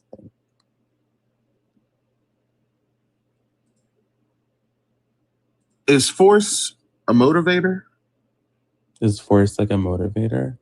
Yeah. I would like, what do you take motivators to be? Like, what do you take a motivator to be? Something that gets you to move. Something that gets you to move. Yes. I mean, I would just say that like, why are people harassing like the way that I speak? Hey, I need you to lock in. Like you're trying to run from the debate, and I'm not trying to run. I'm just like you are. That's why you immediately went to the comments. That's because fine. I'm like bored. That's fine. Yeah, go ahead and lock in for me and finish this up, please and thank you. I'm just like bored with the conversation. I know, because baseball ain't fun no more. Like finish the conversation. Lock in. Well, this is like a boring conversation. Like, it's because you're getting dog walked, so you don't want to do it anymore. I need you to go ahead and finish. I'm not getting dog walked. You are. You literally are. That's why you're obfuscating. Can you rephrase what you're asking? What part am I losing you at? Tell me what part I'm losing you at so I can rephrase it in a way that you'll comprehend. I mean, like you're not like if I was like truly paying attention, I don't think I would be like losing anything. It's just that like then lock the fuck in, bub. If you truly mean if you truly mean that if you were paying attention, you wouldn't be losing, then fucking prove it. Because you know what? We don't believe you. You need more people. Anyway, go ahead, Sean. I don't want to engage because it's like, to me, it just feels like there's some sort of like level of like envy that's coming off in the conversation. And it's just like low vibrational. And I just like don't really feel like this is like positive. And I don't really mess with it. Like I don't yeah, you don't mess with it, and it's not positive because to me, like it's just like low vibrational. And that's cool. Yeah, absolutely. It's low vibrational that you're getting dog walked. Absolutely, 100%. I don't care about none of that. I just want to know if there is no motivation to do anything in socialism, why does the productivity go up? And if you need some time to look it up some more and try and figure out a way that I'm wrong when I'm fucking not, okay, excellent. Is force a motivator? It can be. Okay, excellent. Then there is motivation for the rich to do something. Even if I grant that they're forced to do shit, you still said that there's a motivating force for them to do shit. Sure. Okay, excellent. Awesome. That was a beautiful concession. I appreciate it. Okay, like, I mean, you, like, in your chat have just been, like, harassing me, so it's like... I've been harassing you? You and your chat, like, with this... What have I said? What have I said that's harassing? With this, like, low vibration. Oh, my God. Are you still crying? I'm not crying. You're fucking crying. Holy shit, you snowflake. Let me ask this real quick. Sorry, who's your healthcare insurance provider? Who's my healthcare? I don't know. Okay, who's your life insurance provider? I don't know. You're like trying to use this as a jag, but like generally I don't know. Okay. You don't have any material conditions of being bourgeois. You have no access to capital at all. There's no way that you're saying that you're rich and have multiple cars, but don't know your healthcare insurance provider? I don't have a driver's license. I don't own multiple cars. Is that so wrong? I think he's cosplaying. You think I'm cosplaying? I think you're cosplaying. I mean, like, I just chose to disengage because the low vibrational energy is just like ruining my mood. Hey, vibrate these nuts in your mouth. Oh my God. Like I don't know what the fuck we're doing. I don't know what we're doing, Sean. Like that was, come on now. This is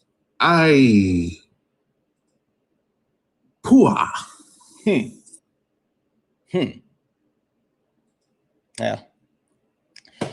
Anyway, we're gonna move on. Sean, I appreciate you coming up and running through. Thank you for having me. Exactly. Thank you. All right, guys. We're getting back into it. Yep, absolutely. We're getting back into it, guys. Only request up if you are a Trump supporter or disagree with anything on the background. We're only looking for some debates. Only request up if you are a Trump supporter or disagree with anything on the background. We're only looking for some debates. If you're friendly, tap the screen, share the live, send your daily heart me. It's only one coin. It will boost live and push us out to the FYP. We are demanding accountability for multiple groups: Republicans, people who believe in capitalism, moderate Democrats, white women, and fragile men. So if you disagree with any of these things, get up here. Get up here. We are looking for some debates. If you're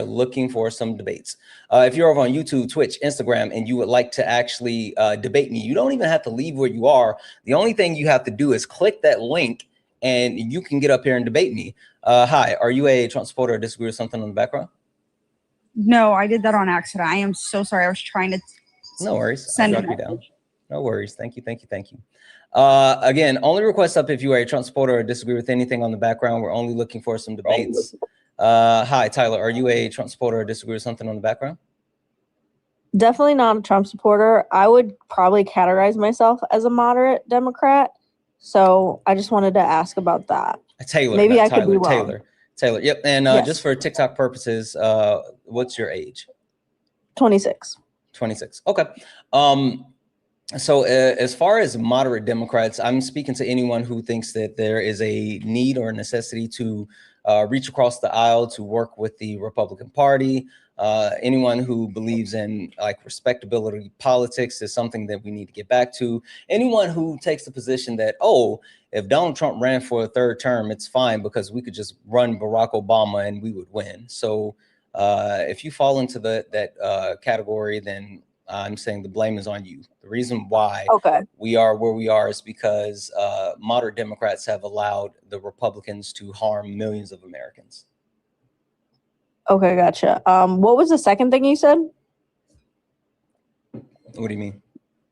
You said you gave 3 examples. The third term, definitely don't agree with, but the second one, it sounded like respectability politics, reaching across the aisle to work with the Republicans, things like that.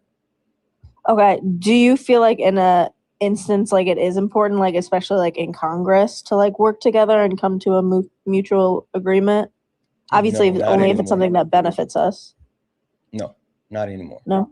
No. Okay. I've always been someone of the position that like at this point, the back and forth of the Democrats gaining power and doing a few things that's beneficial, and then the Republicans gaining power and then stripping away those beneficial things, like this constant back and forth. And now we've moved to a position where no one's actually doing anything. They're just posturing with each other, except the Republican Party continues to benefit the ultra wealthy, while the Democratic Party is like saying, hey, I'm going to protect you without actually protecting anyone. So I think that there's a couple of things that we need to do, and we should force those things, right? I think we should force universal health care. I think we should force free public higher education. I think we should force access to additional like parental care, like paid paternity leave, stuff like that.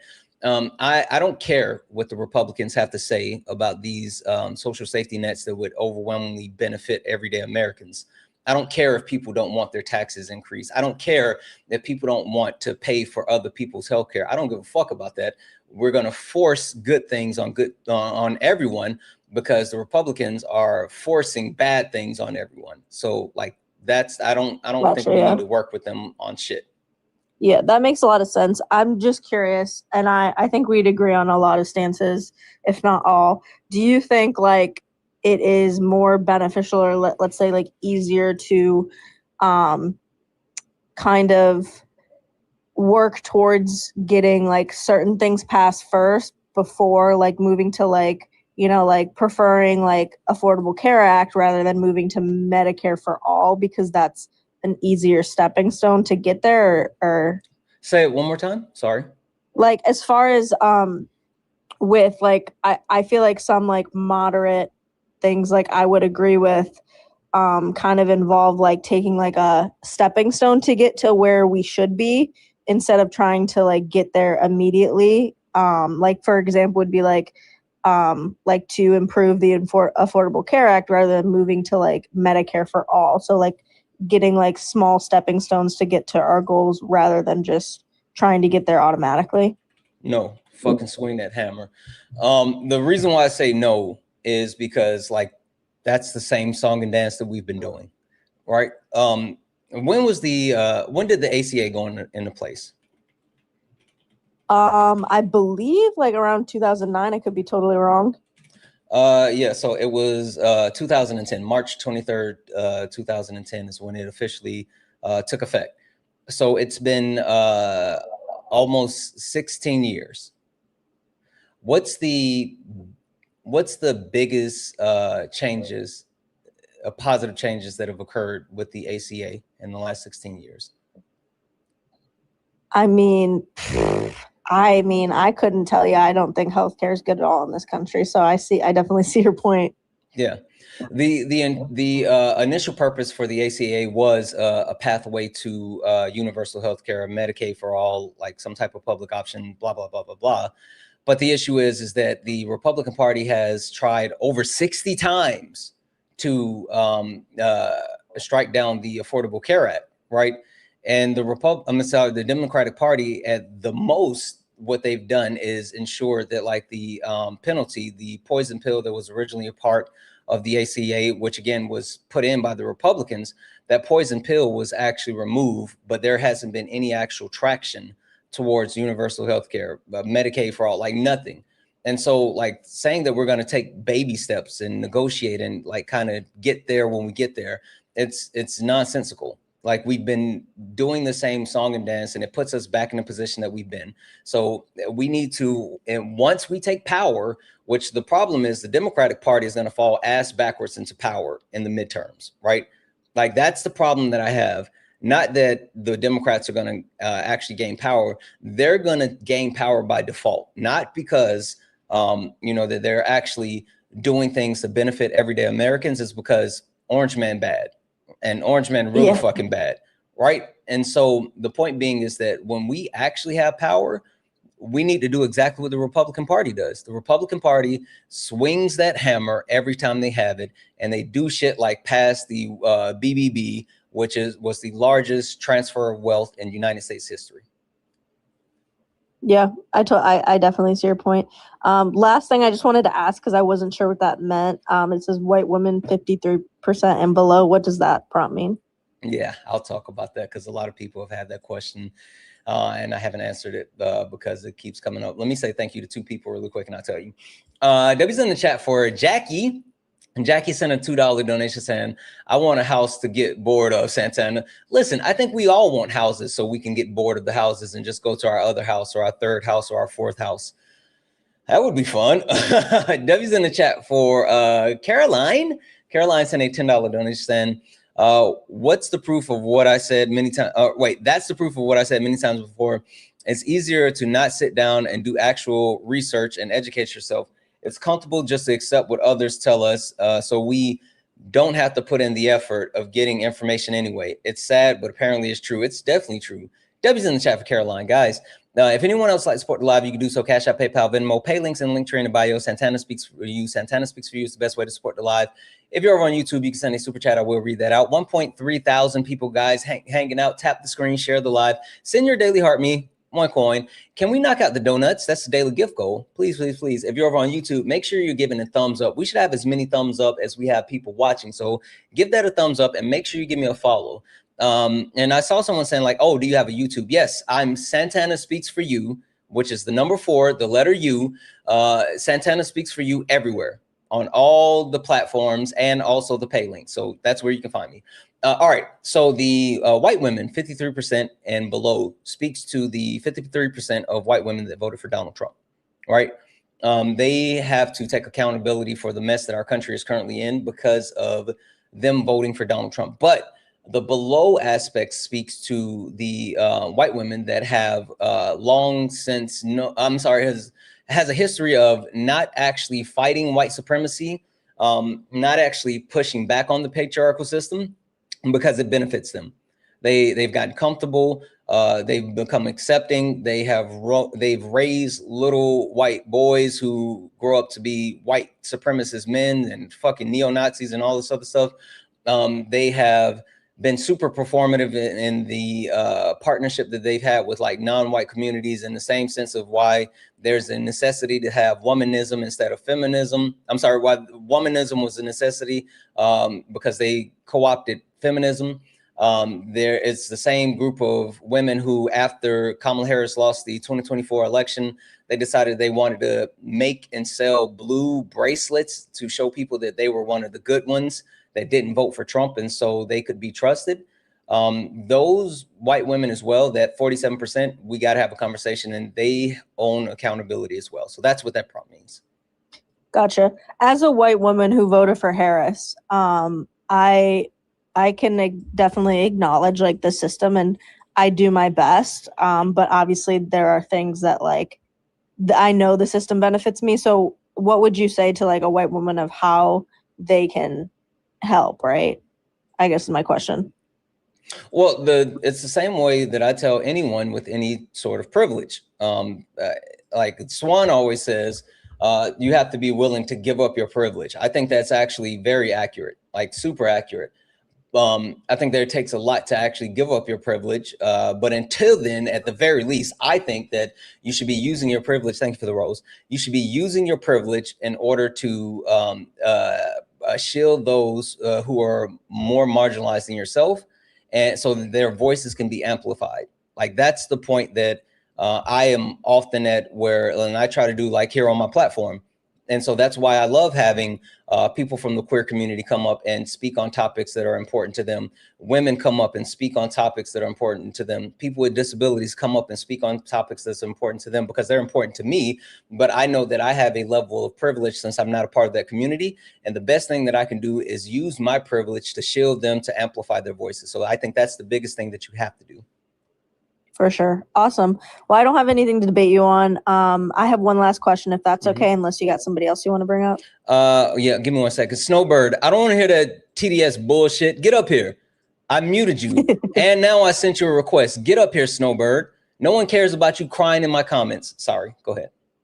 You're good. I was just curious. I've only voted in presidential elections. I definitely want to get more involved with like local and midterms. I was originally was from Michigan. I moved down to Florida, so this will be my first time in Florida. I feel like that will be very important as a left-leaning person. So could you like explain the midterm process? Because I'm honestly like a little confused about it. Of like, it just seems like a lot more complicated than like the presidential. Like, I know there's like something in like April and stuff, so I'm just a little confused. And I'm concerned if like the SAVE Act, if that has even been passed, if I have to like re-register to vote in person, and kind of, I don't know if you could talk about that a little bit. Yeah, so I think that when it comes to midterms, it's different for the different states. There are primaries that occur for the actual election before the actual general elections that occur later in the year. I know certain states have you set as registered at a specific party, so you can only vote in specific primaries. There's a lot of nuances when it comes to the different states, but Petty here is actually in Florida, and Petty might be able to give you more direct information because of where you are. Yeah, so I'm in Florida. Our primaries are in August. The voter registration deadline is the July 20th. Early voting is August 8th through the 15th. And if Sean's in here, I don't want to hear anything about this lib activity.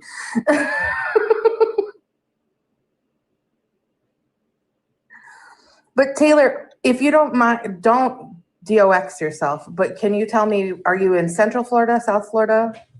I'm in the Tampa area.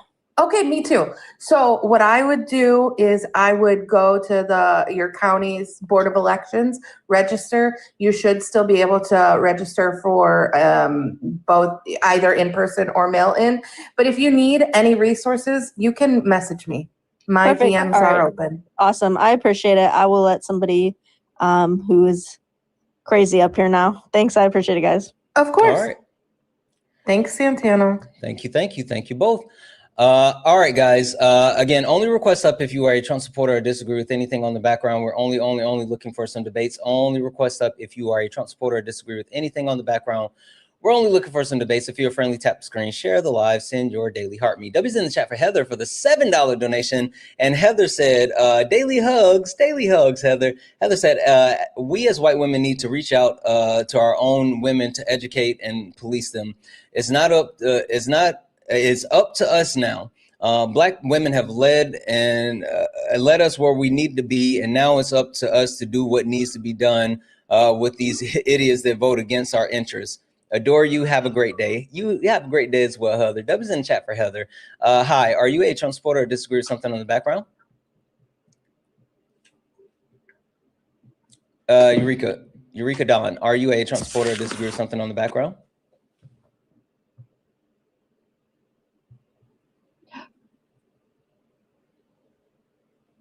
That was on accident. Okay. I heard you go, okay. All right. I'm going to drop you down. I saw myself and I was like, oh, crap. Yeah. All right. I'm going to drop you down. Sorry about that. No worries. Guys, keep tapping the screen, share the live out. And again, if you are a Trump supporter or if you disagree with anything on the background, get in the box. We're only looking for some debates. Oh, guys, 1.4 thousand people hanging out here. Look up at the top. If you see the word follow, that means you're not following me. Hit that follow button. Hit that follow button. We're on our way to 200,000 followers, and we only got 50 new followers on the stream. I am positive that there's more than 50 people watching that have not followed me. So hit that follow button, turn on notifications so you know when I go live. I go live every day, different things depending on when I'm live. Like right now we're debating. Later this evening, we'll have a panel discussion. So I do different stuff. I'm not a one-trick pony. Regardless, make sure you guys are hitting that follow button, turn on notifications. If you'd like to support the live, you can do so. Cash App, PayPal, Venmo, pay links and link tree in the bio. Santana speaks for you. If you're over on YouTube, you can send a super chat and I will read that out. Again, only request up if you are a Trump supporter or disagree with something on the background. We're only looking for some debates. Only request up if you are a Trump supporter or disagree with anything on the background. We're only looking for some debates. Now, while we wait on someone to get the testicular fortitude to get in the box, there is something that I really wanted to talk to you guys about at the start of the live, but we did not get into that. And so I'm going to do it now. Tacos.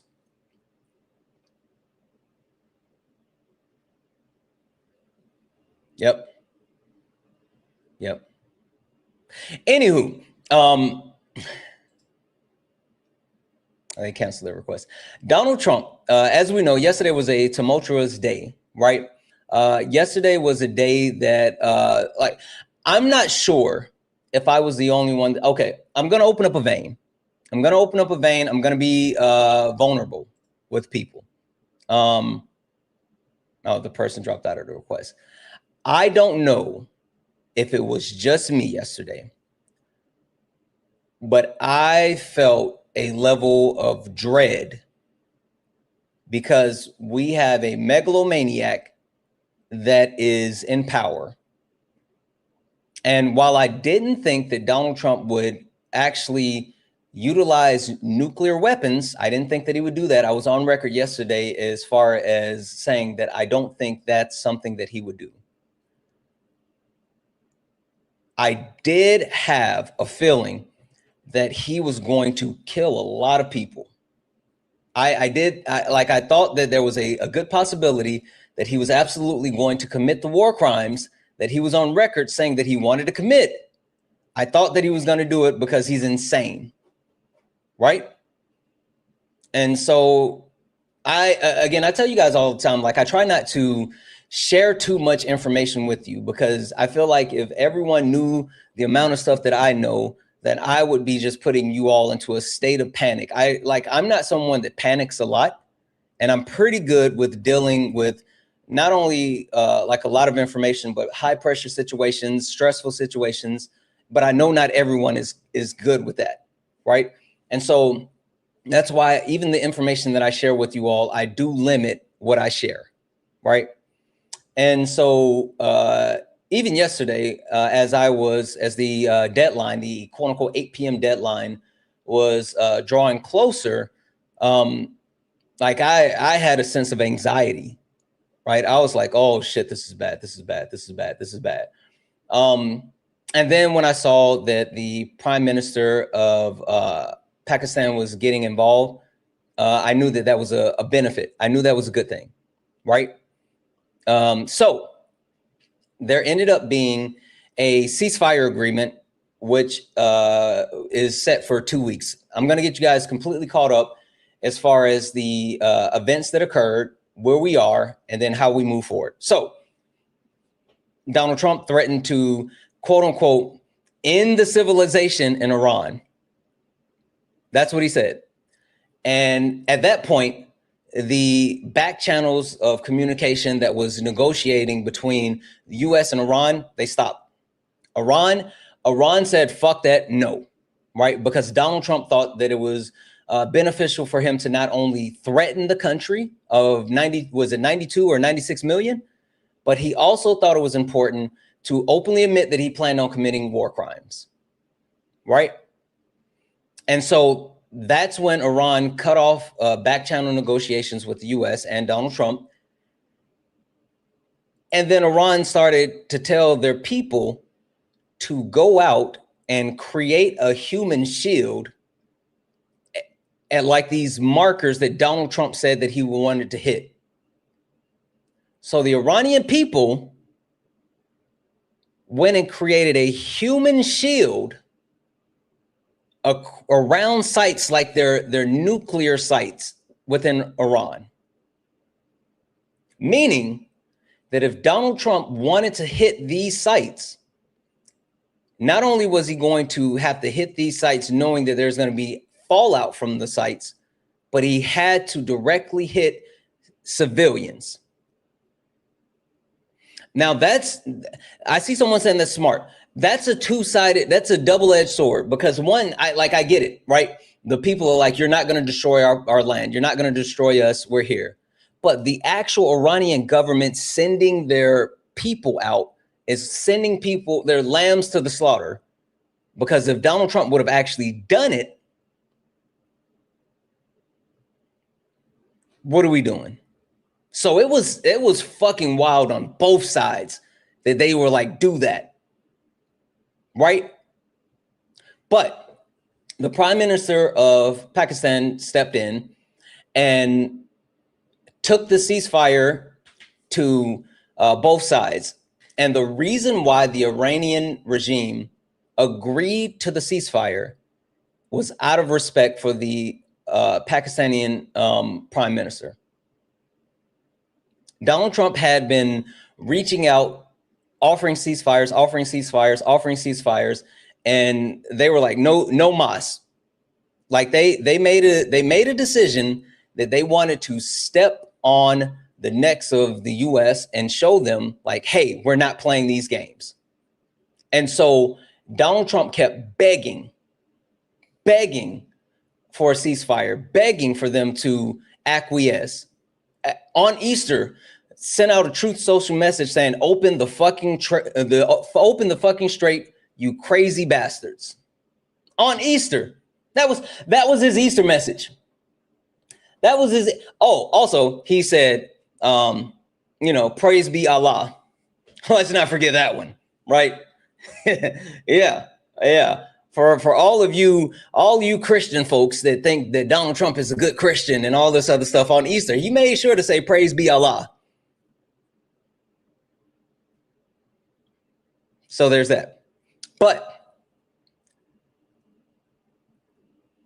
they ended up getting to a position where a ceasefire was agreed, right? And when the ceasefire agreement came to place, this is what Donald Trump put out.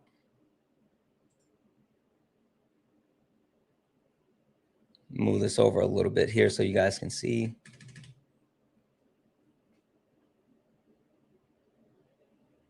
Move this over a little bit more. Can everyone see? Is it good? We're good? All right. So this is a whole bunch of, oh, wait, hold on. I got to put it over on,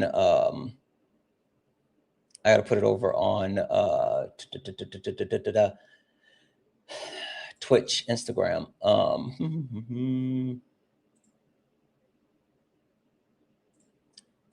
All right. So this is what Donald Trump put out once the ceasefire agreement was reached yesterday, right?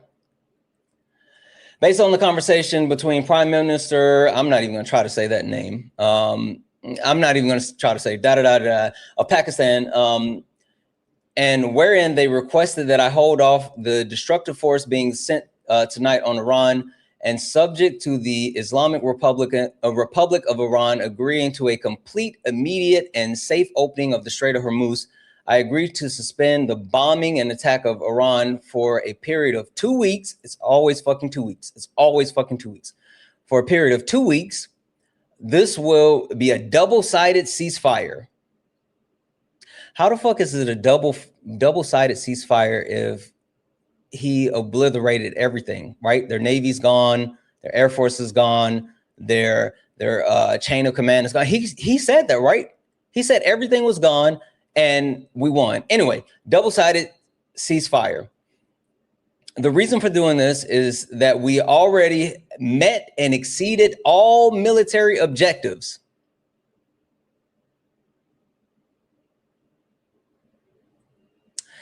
and are very far along with a definitive agreement concerning long-term peace with Iran and peace in the Middle East.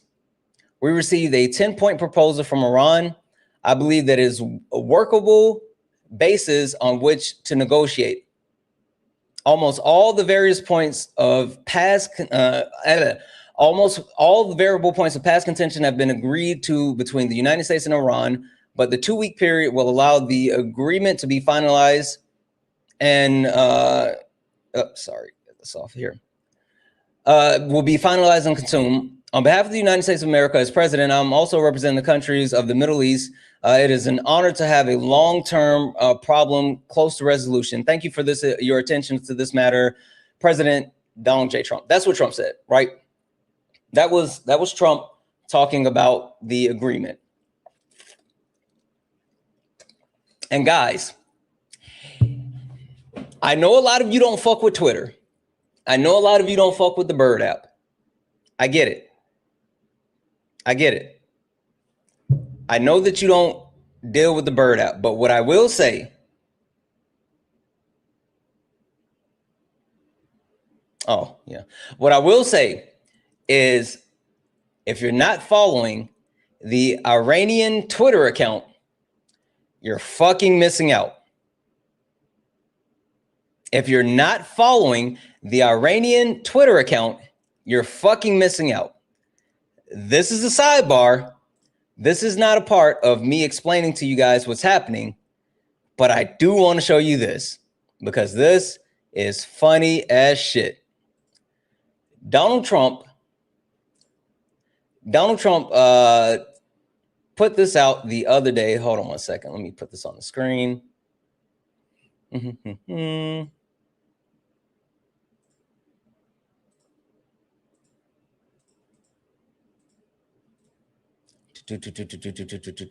One second here. Stop being stubborn. Oh, you know what? Okay, let's do this. So Donald Trump put this out the other day, and this was on Easter, right? And it's the point that I was calling out. And he said Tuesday would be Power Plant Day and Bridge Day, all wrapped into one in Iran. There will be nothing like it. Open the fucking straight, you crazy bastards, or you'll be in living hell. Just watch. Praise be Allah, President Donald J. Trump, right? So that's what he said. That's like that's what he said. But again, if you're not following their Twitter account, you're fucking missing out. Because what they said in response was this.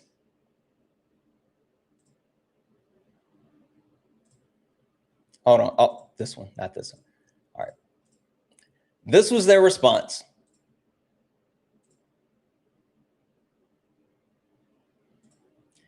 Trump said, open the straight. And they said,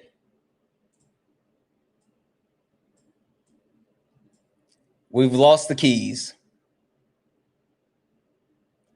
Trolling the fuck out of them. We lost the keys. I'm here for all the pettiness in the world. All the pettiness in the world. All right. So, one second here.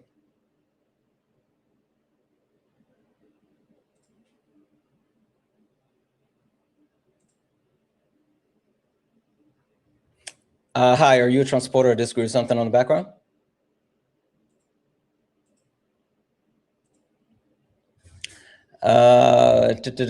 Is it Alma? Alma, are you a Trump supporter or disagree with something in the background? I think I joined by accident. Okay, no worries. I'll drop you down. I'm sorry. No worries. All right. So in response to coming to that agreement, and Trump saying, like, he put that statement out on Truth Social. And again, and so if you're not following the Iranian Twitter account, you should do so because they've been making sure that they control the narrative themselves. So this is what they put out in response. Supreme National Security Council, excuse me. Iran achieved historic victory by forcing criminal U.S. to accept a 10-point plan. U.S. has accepted Iran's control of the Strait of Hormuz, enrichment rights, and removal of all sanctions. That's what they said, right? This is them controlling the absolute narrative, right? And not only did they say that they're going to control the narrative, they made a conscious decision to say, we have receipts if you don't believe us. We're going to break it down if you don't believe us. And this is what they dropped.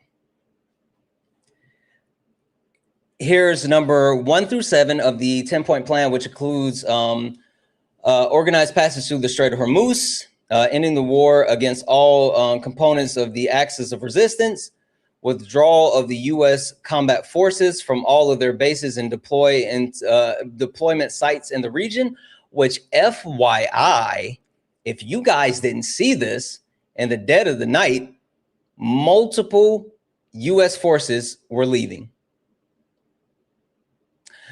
Establishment of a protocol of safe passage through the Strait of Hormuz, full payment of compensation to Iran based off of the specific estimates, lifting all primary and secondary sanctions, release of all frozen Iranian funds and assets abroad.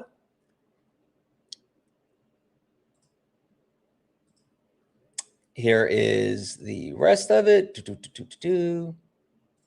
Oh, no, sorry.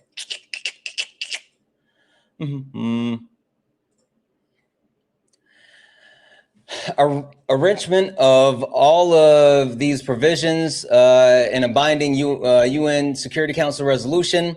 Number 9, commitment to the principle of finalizing the deals.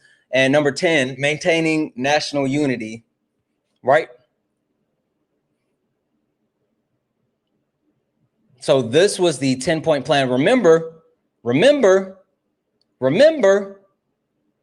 before we say, oh, we don't know if this is true. I mean, I took that. Hold on. Let me put this back. Sorry. Remember, a part of what Trump said, Donald Trump said it himself. 10-point plan has been agreed. He said it himself.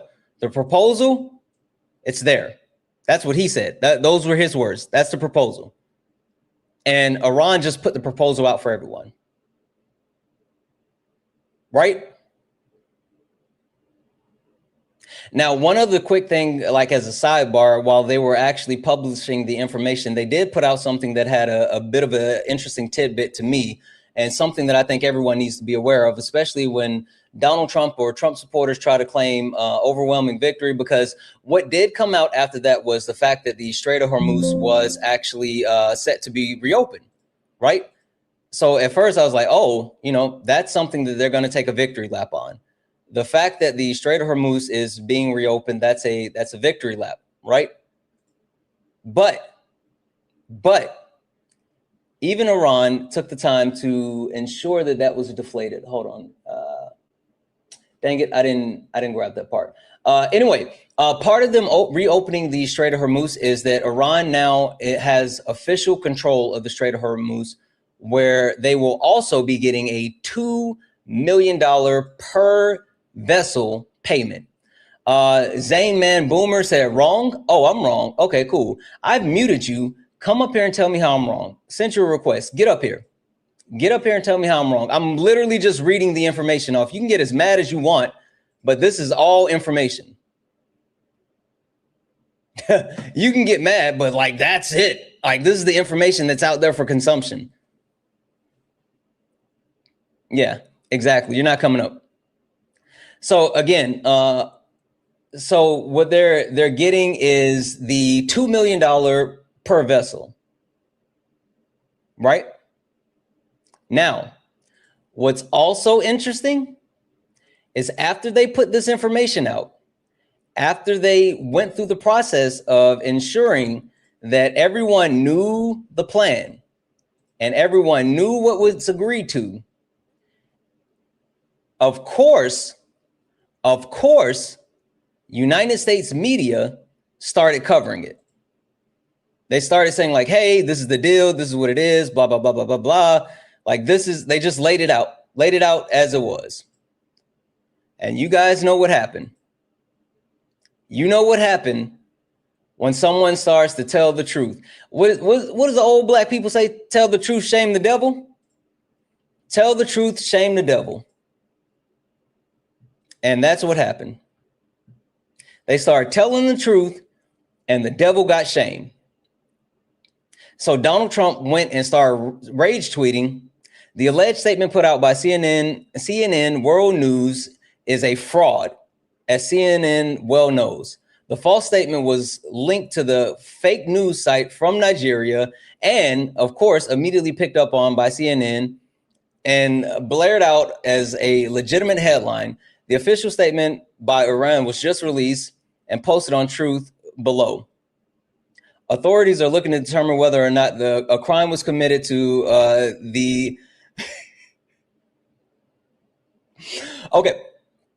committed on the insurance of fake CNN world statement, or was a sick rogue player. CNN is being ordered to immediately withdraw the statement with full apologies for their as usual terrible reporting. Resulting of an investigation will be announced in the future. President Donald J. Trump. Trump is mad at CNN for reporting the information. Trump is mad at CNN for reporting the information. He's pissed off that CNN put out the information. So, just to recap what happened. After Donald Trump made a fucking deadline himself, let's not forget, this deadline, he created the deadline. He did it. And then after creating the deadline and understanding that his nickname that people call him is Taco, he made a conscious decision to make the deadline on Tuesday.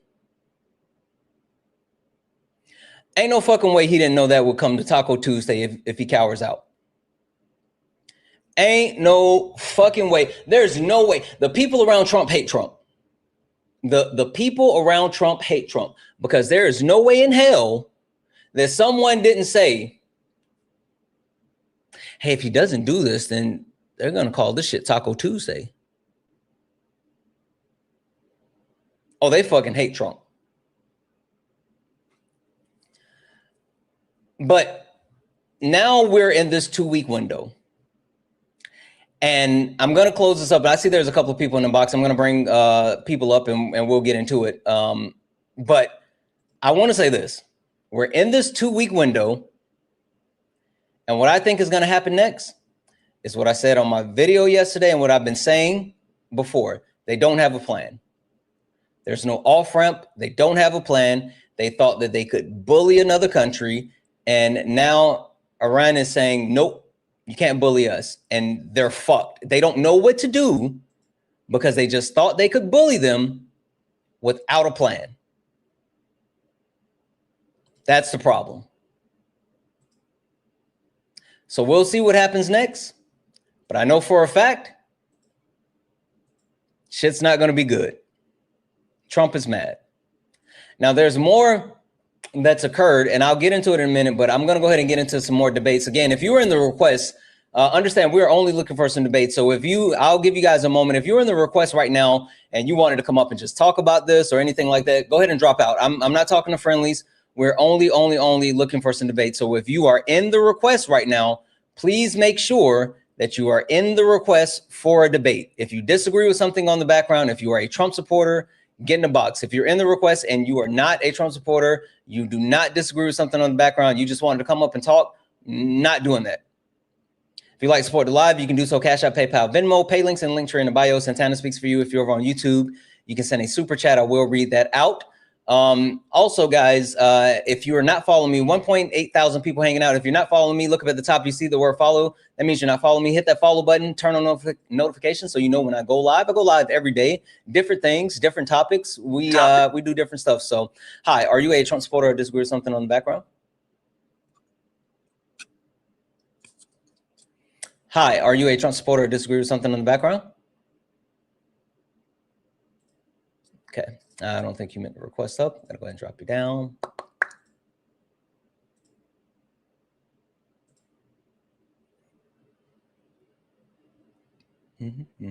Hi, are you a Trump supporter or disagree with something in the background? Yes, I am. Okay. Yes, Are you listening to it in the background as well? Nah, I don't volume on my phone. I got to listen to it on my speaker on my phone. I'm old. Okay, there's an echo. That's why that was the reason of me. Like, so wait, again, are you only? Hey, hang on one second. I'll fix it. Mm-hmm.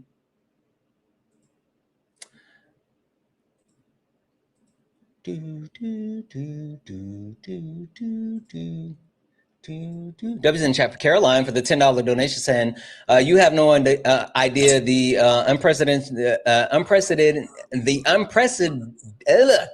unpredictability is caution worthy. And your VP was an EU member state yesterday too. Was at an EU member state yesterday too. It was bad, couldn't sleep. Only if could after seeing Dean's stream where he told us about the 2 weeks thing. And that was just exhausting taking from over finally. Yeah, it was crazy. It was crazy. And I'm glad that we finally got that because I felt like everyone was on the edge. All right. What do you disagree with most on the background where you would like to start? Am I back on again? Yeah, okay. You are. Mm-hmm. I think you've got Trump all wrong on this Iran thing. He's way levels above what you're thinking. You think so? Yeah, you're playing checkers. He's playing chess. I don't even think Trump is playing connected dot, but tell me what you think. Well, I mean, Trump is achieving what he's meant to do. And every president before him is, even Hillary Clinton said that she was going to go to war with Iran when she was running for president. Might have been a little before she was running for president, but you know, everybody's agreed with Trump, what Trump's doing right now. Now that he's doing it, everybody's against him. And then if he settles this, then y'all are going to say that, you know, he backed out. He gave in. That's what you're doing right now, saying he gave in, right? Yeah, chicken or taco. Sorry, taco. Trump always chickens out. Yes, he absolutely did. How much oil does Trump have coming through the normally coming through the strait? I mean, I would have to look it up, but currently, I would have to look it up. But currently, is none. No, no. That's for all oil in the world. So no, that's not 20% for the U.S. Okay. But we don't have much coming through there. Now, Japan relies on about 50% of their oil from there. You know, wait, Russia, hold on. So how about this? Because 60%, Donald Trump contradicted himself. He said that one, we needed the oil from the, you know, from the that area to come through the Strait of Hormuz, and that's why gas prices were up. But he also said that we don't need the oil because we make so much oil here ourselves. But if we make so much oil here ourselves, then why is he saying the oil prices are up because we're not getting it through the strait? Like those two things don't make sense. Well, he's about to go into the oil business. Yeah, but that's fine. Can you answer what I said directly though? Okay, repeat yourself. I'm sorry. Yep. Donald Trump said the reason why gas prices is up is because oil coming through the strait, we're not getting oil through the strait. So that's why prices are up. But then he also said we don't need oil from them because we drill, baby, drill. So if we drill, baby, drill, then why are the gas prices up if we don't need it? If we make enough oil here, then why is he saying the prices are up because we're not getting oil through the strait? Well, that's the first time he ever contradicted himself, isn't it? No. No, he does that stuff on purpose. Why, I don't know. I can't give you an answer he to that. contradicts himself on purpose? He does a lot of stuff like that on purpose. And you think that's a good thing? It's been working so far. How? But no, How's it working? Look, when I said Trump's going to oil business. Yeah, I mean, I know you're trying to wait. I just really want to know. You said that it's been working. How has it worked? You said him contradicting himself has worked, and how's that worked? It just feeds the media. It feeds, it gives them something to talk about. How is just having something to talk about? It's like it's like it injected with disinfectant. Okay, I mean, I get clickbait, right? I mean, I hear what you're saying as far as giving a story or whatever, but how is that working in the sense? Are you saying his only goal is to make headlines and not actually make the life better for American people? No, of course. Yeah, of course I'm not saying that. Okay, so then if the objective is to make lives better for the American people, then how has it worked? Well, I just want to know what you're going to do when all his plans fall into place, and we have peace over there. Like if was a fifth, we'd all be drunk. But I don't want you to go to if shit. You made the statement that the way that he contradicts himself, it works because of what's happening. I'm saying specifically, what has actually worked by him contradicting himself? Well, he gets the media all. Media jumps on anything he says. He knows that. You and I have already agreed on that. I said it absolutely makes headlines, but are you saying that his only objective is to make headlines and not to make the life better for everyday Americans? You said no. You said it is to make life better for everyday Americans. Cool. If that's the case, then what has he actually done? Like, what has he done to make it successful? Well, let me ask you this. I mean, I'll answer your question, but I want to ask you it doesn't seem like you will. No, when he does that and throws the media off and everything, did you know he was going to invade Iran? No. See, you're talking about stupid stuff like the disinfectant and all these. I'm not talking about the disinfectant. You are, and you still haven't answered my question. The reason why I did not think he was going to invade Iran is because he had been on the record saying that he wasn't going to do it. He didn't want to do it, and the only reason he did it is because he was stupid and got drugged into it by Bibi Netanyahu in Israel. Now, answer the question directly. What has he done that has been successful as far as him contradicting himself outside of creating headlines for the media? You're not getting what I'm saying. He's doing it on purpose. He's playing the long game. You're playing the short game. What's the purpose? To just throw everybody off track. What he's doing. The only purpose is to create headlines. There may be 30, there may be 20, 30 purposes. I don't know. He's got a reason. Okay, but you said that it's all falling into place and it's working. You said it was working. You said that. And I said, how? Yeah. How is it working? What tangible thing dictates it working? And you haven't told me one tangible thing that actually dictates it to be working. You're sitting here talking about it. Again, I've already agreed that it makes headlines, and that's why I said, are you saying that the purpose is just to create headlines? If you're saying the purpose is just to create throw the media off, just to get the media talking about anything else but what is important. Okay, and so I'm willing to agree with that. But does that mean that the shit that he's doing does nothing to benefit of the American people? Taking down Iran, getting rid of nuclear weapons from Iran is benefiting my great grandchildren and yours. They didn't have nuclear weapons. But see, you're not old enough to understand what happened back in the 70s. I don't care about you saying I'm not old enough. You know what's wild is when people try to use age as a barometer of intelligence. It doesn't work that way, Bub. I don't care about your age. I have information. I have access to resources. I can quantify things. I don't have to remember shit. Like you sitting here saying that I don't remember does nothing for me. Do you know what revisionist history is? Tell me, explain it to me. Revisionist history is the premise that life before was always better. When you look back at things in the past, you have a fonder scope on things that have happened in the past because you don't have clear details and memory of everything that was occurring at that time.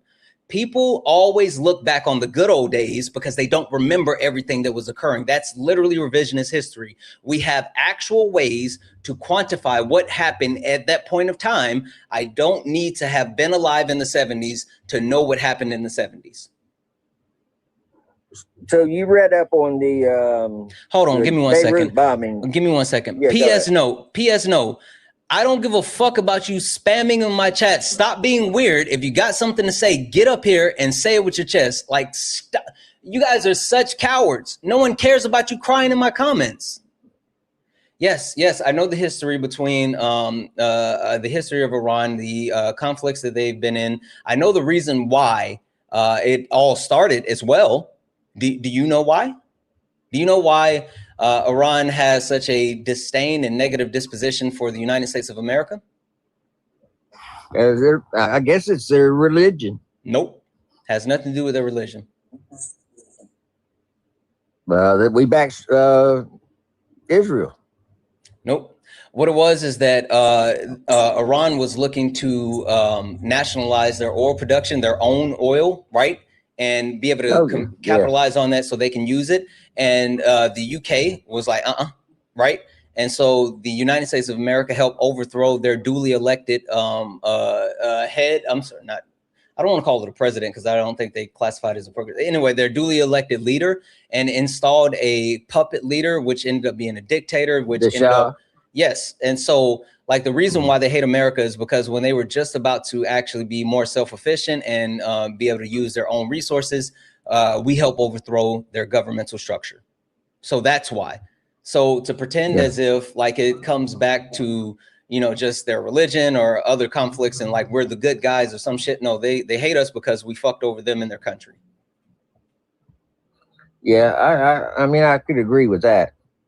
But it's still, death to America has been going on for, 30, 40 years, Okay. I mean, are they the only country that says that? No.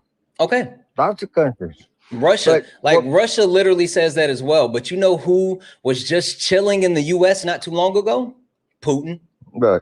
Donald Trump rolled out the red carpet for a war criminal, and Russia says the same shit. So like, I don't want to hear that. Like, I don't care about people saying death to America.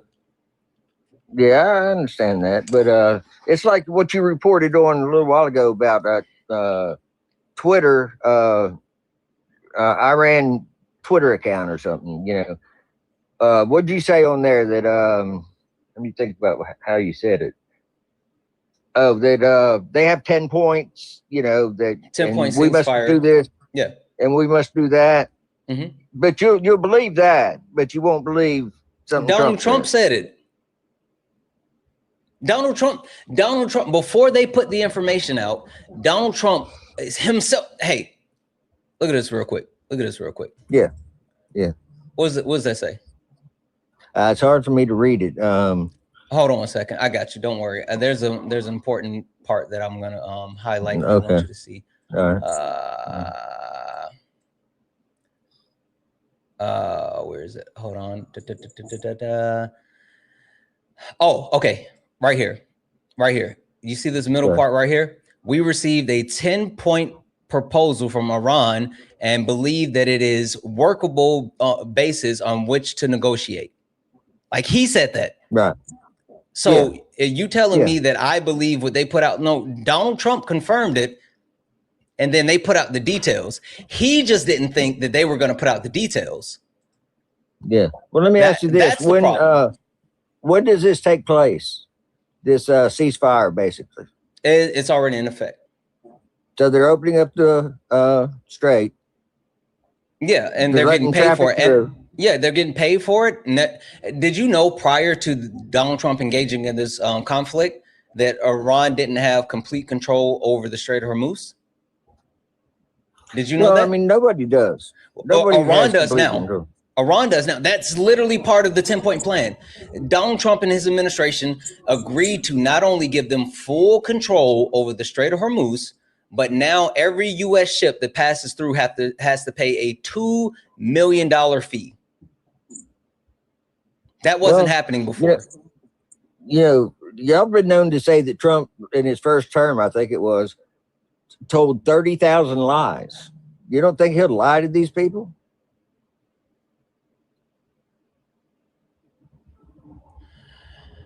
What benefit do you think that it's going to yield for Donald Trump to lie for a ceasefire peace agreement that he was begging for, and for them not to have the strait open even though he was begging for it?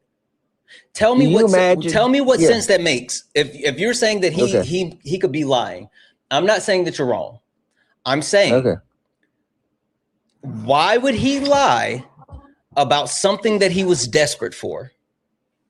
So there's ships lined up wanting to go through, they can't go through, right? Up until yesterday, they couldn't go through. Before you try to say, oh, they collect the actual fee before letting the ships through. Just FYI. Hope you know that. Before you get ready to twist and turn and say, well, they're just gonna get through and da. They're collecting the fee before the ship leaves. Go ahead. That's fine. But once he gets out of I don't think Trump really cares if the strait is opened up to Americans. I just don't think. I don't. Holy shit! Hold on. Give me 1 second. Is that Kim? Is that true? Hold the fucking phone. Who's Kim? Don't worry about it.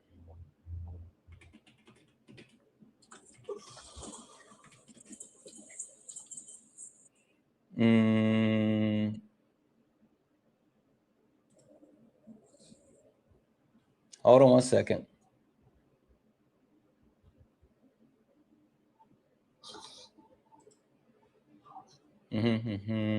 Oh, you reading back through it? No, there's a bit of breaking news. Give me a second. Okay, sure.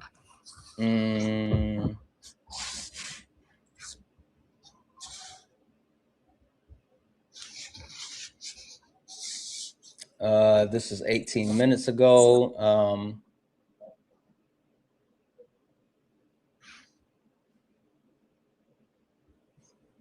Hold on a second.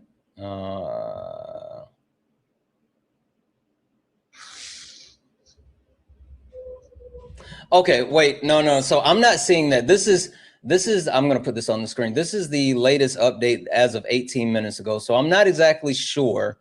But this happened, let me do this, and then go here, and then go here.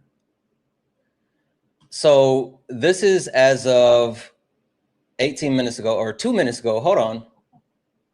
Okay. Gulf Arab nations report a barrage of Iranian attacks since the ceasefire. Persian Gulf countries have continued to report dozens of Iranian missiles and drone attacks on Wednesday, even after the ceasefire was declared between the U.S. and Iran. Kuwait Army said that the statement on Wednesday that since 8 a.m. local time, the country has faced 28 Iranian drone attacks, and some which had been targeted on vital oil and power facilities, which caused extensive damage. The United States Emirate and the Defense Ministry reported 17 ballistic missiles and 35 drone attacks launched by the Iran since the beginning of the ceasefire. The Saudi Defense Ministry said on Wednesday afternoon that it had intercepted 9 drones in recent hours without naming the attacker. It's unclear why the attacks are continued despite the truce and the beginning of what President Trump called a big day for world peace. Okay, so shit's still happening. Shit's like they're still bombing. And the official reopening of the strait, because this is what I was reading here. 2-week ceasefire between the U.S. And Iran appeared to be largely holding on Wednesday, as both sides have claimed victory amid deep uncertainties about the plans to fully reopen the Strait of Hormuz and the next steps in diplomatic process. Right? Donald Trump said on Wednesday the United States would work closely with Iran after demanding Tehran's unconditional surrender for weeks. Iranian officials were trumpeted after the agreement brokered by Pakistan was announced. I can't say their name. The country's first vice president, the social media, All right. So again, the big thing is, so I'm going to stick with what I can find as of right now, which is there was an agreement to reopen the strait temporarily. And with the temporary reopening, it's based off of Iran being paid. But even more so, it looks like the ceasefire agreement that they were putting in place, our allies and our military bases are still getting bombed. So help me understand the art of the deal for that one. Okay, let me ask you one question about the Twitter message that you were talking about. They said that he called out for his people in Iran to go to the power stations and, you know, go to these places and, you know, stand. Am I right in saying that's what the supreme leader was asking of his people? Yeah, the Iranian government told their people to go out and protect the sites within the country, and they did it. So everybody and their buddy says, let's go down there. If they bomb it, we'll die. And, you know, it'll be a good thing. Hell no. They're taking people out there at gunpoint, just like did they take people out? Did they take people to the Capitol on January 6th at gunpoint? Are you talking about in our capital? Yep. No, they voluntarily went down there to. Oh, okay. So what you're saying that is that if there are citizens that for some reason feel like they need to protect their country, they feel some sense of patriotism, some sense of like not allowing something bad to happen to their country, then no one has to actually force them to do something. They can be coerced into doing it, even if it's something that would negatively benefit them. No, they didn't go peacefully. They went with at gunpoint. If they did go to a January the power 6th, are you talking about January the 6th? Did they take them at gunpoint for about January the Iran? 6th? Okay, so you're talking about Iran. Prove it. Yeah. Prove it. Well, didn't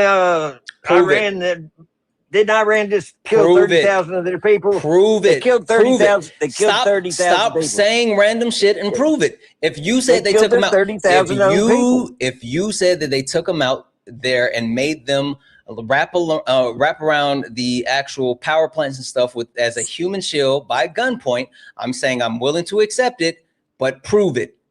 Find me a source that proves that, because I've seen the videos, I've read the articles, I've seen when people were coming in, as they were standing around, as they were chanting, and there is no point that I've seen anyone force them to do it. Now prove it. Give me a second. W's in the chat for Drew for the $5 donation, saying Trump is playing chess equals to just chewing on the pieces. I completely agree. W's in chat for Drew. W's in chat for Angel for the $5 donation, saying, have you read about the NSPM-7 FBI task force? I have not, but I'm going to look that up. W's in the chat for Joshua for the $5 donation, saying, thank you for what you do. Joshua, thank you so much. You're fucking awesome.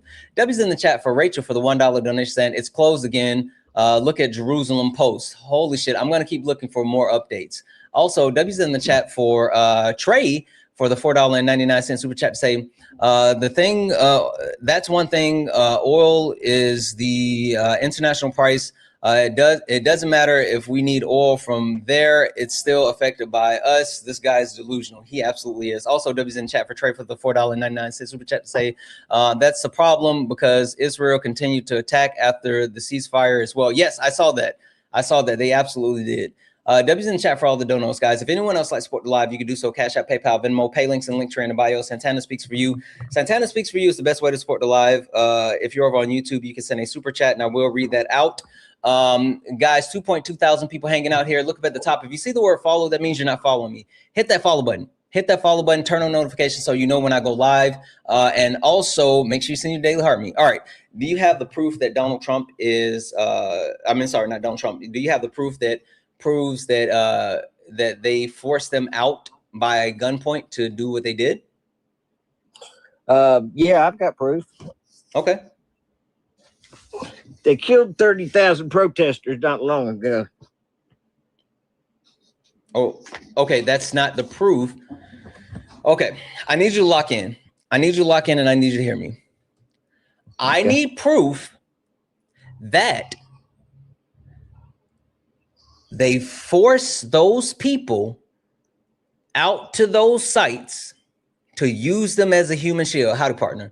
Because I'm not saying what they did was right, but I'm also saying that there's no proof that they did it at gunpoint.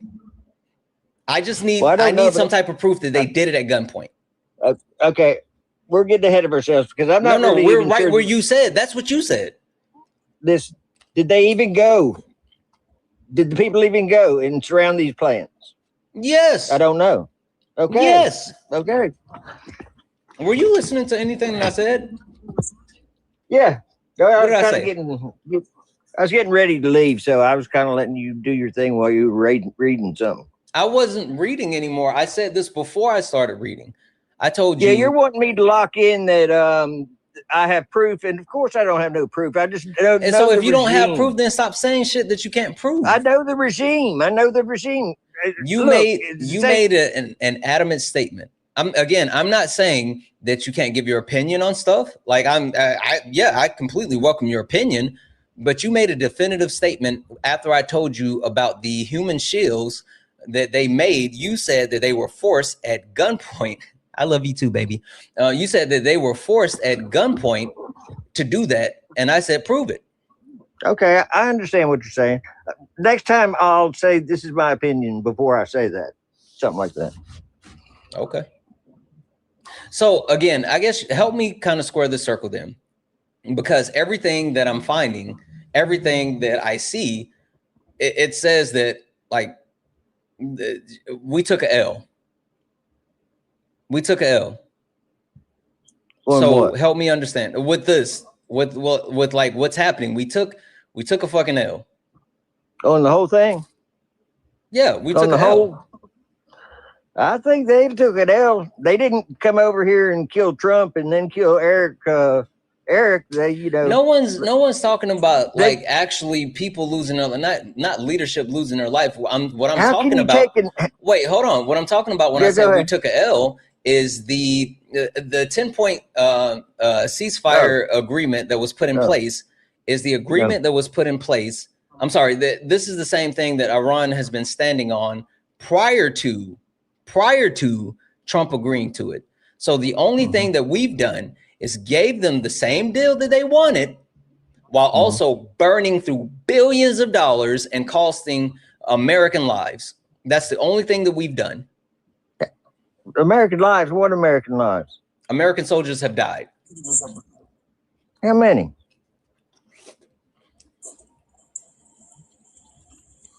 Sorry. More than that's been reported. There's an additional report saying that there's been over 160 plus Americans that have lost their lives in this conflict. Give me proof of that. Sure. Give me a second.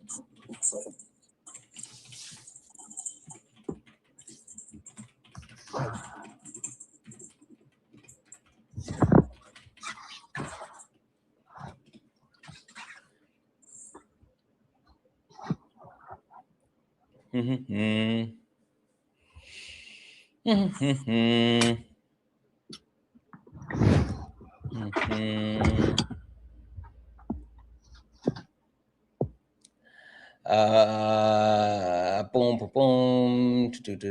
Iranian civilians. Oh no, this is talking about the Iranian civilian. Oh, hold on.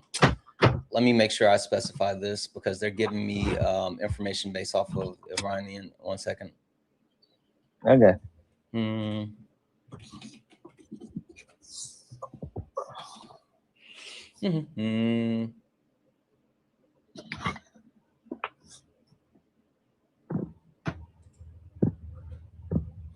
All right.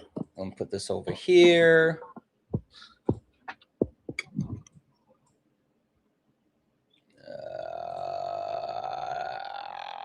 Screen share.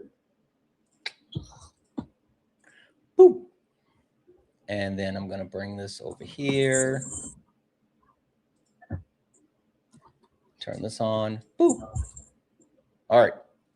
I'm gonna make this larger. All right, so this is a report from AP News. Hexet's comments are a reminder that the government isn't always eager to show the human cost of war.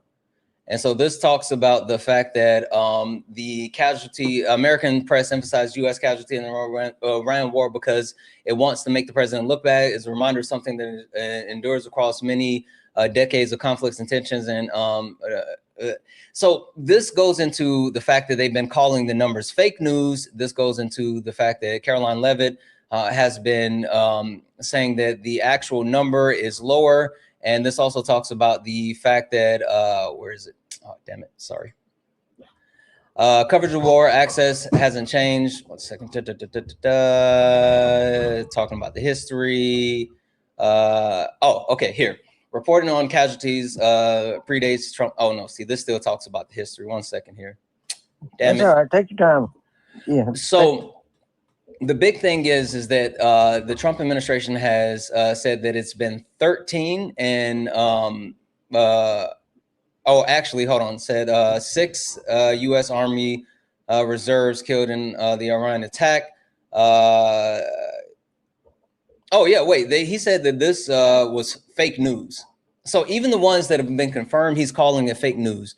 The point being is that the actual number that that they're sharing, there's disputes whether the numbers are accurate or not. The one thing that I will say, to be fair, because this article directly calls it out, there's always been kind of a shady history of the United States of America not being accurate about really? Ain't no fucking way. I had the fucking article up. Really? What? Like nothing. Never mind. Fucking TikTok. Yeah. But again, like I said, to be fair, the thing that that I will be right, like that's fucking stupid. I literally had the article up. How? That's the second. That's the second. Well, no, I'm not talking about you. I'm talking about TikTok. That's the second time they've done that when I've had the article up and reading the information from the article. Like this is literally the article. Anyway, to be fair to the, I believe you read that. Yeah, to be fair to the Trump administration, like the U.S. has a history of that, so it's not necessarily new, but it is more concerning as far as the reporting of the Trump administration and the fact that we know that Donald Trump and his administration have a propensity for not counting numbers. I agree with that. I do. So let's say there's 13 or so. Yeah, we lost 13 good Americans at Abbey Gate leaving Afghanistan just in one time, one shot. I'm just saying that, you're going to lose lives in war. I don't care, auto accident, a truck flips over and kills somebody. I mean, as many people as you have and as many missions you got going, I'm surprised we haven't lost 100.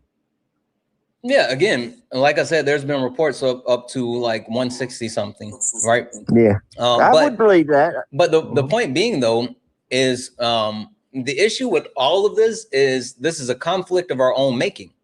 Like we screwed ourselves. Like that's the problem. Right. We did this to ourselves, and so like we didn't have to be in this position, and Trump put us in this position. Well, I mean, I'm not going to mention any names, but, we gave them billions of dollars, on an airplane coming in at night, delivering billions of dollars. No, we didn't.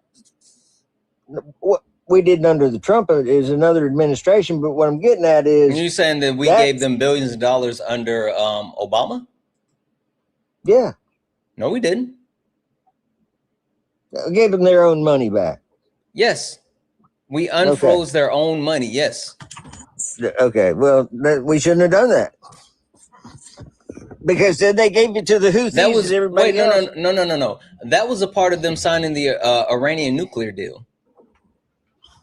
Yeah, I know what it was They about. signed an actual agreement and opened up to unprecedented levels of surveillance, and you're saying that they shouldn't have gotten something back in that agreement?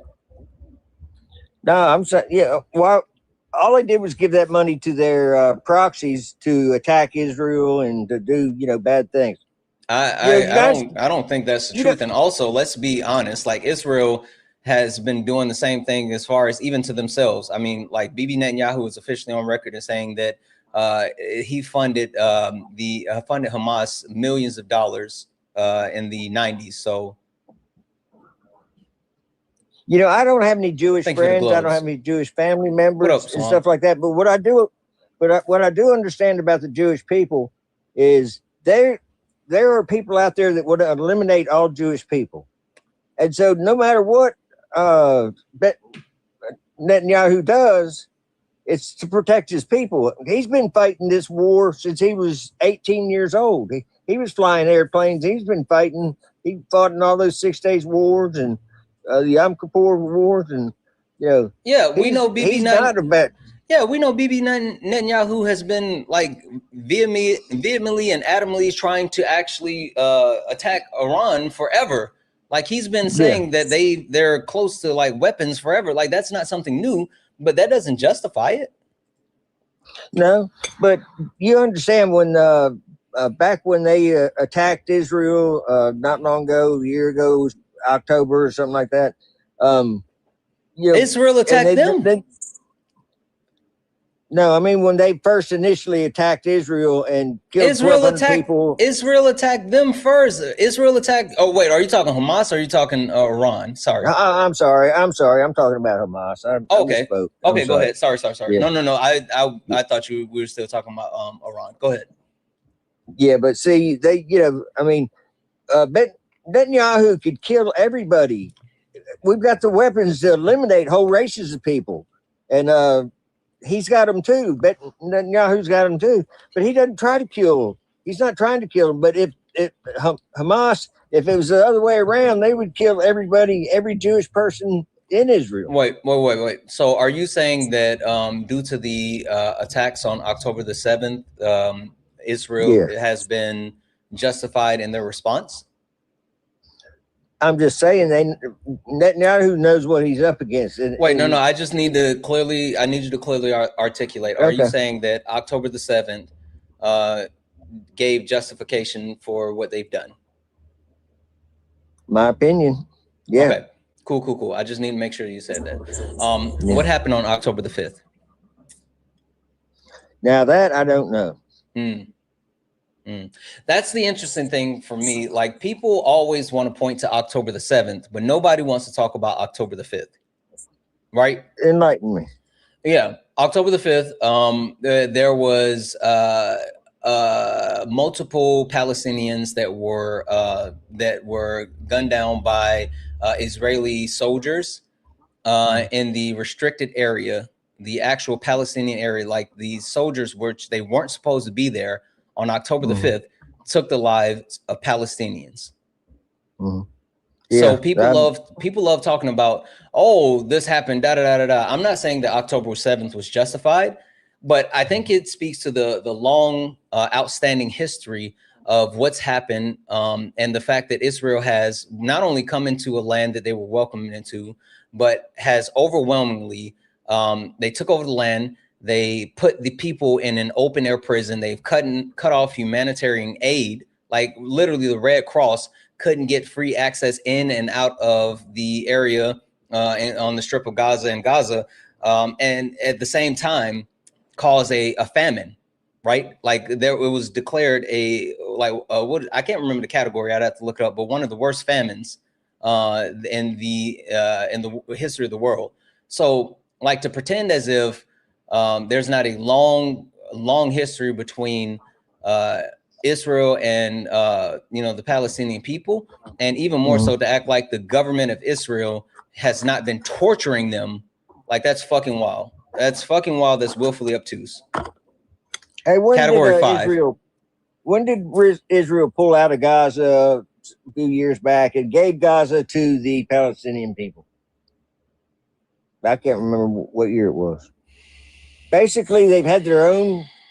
They've had Gaza all to themselves. They could run it through the way they wanted to run it, and they have the terrorists come in and run it for them. Hey, I got a quick question for you.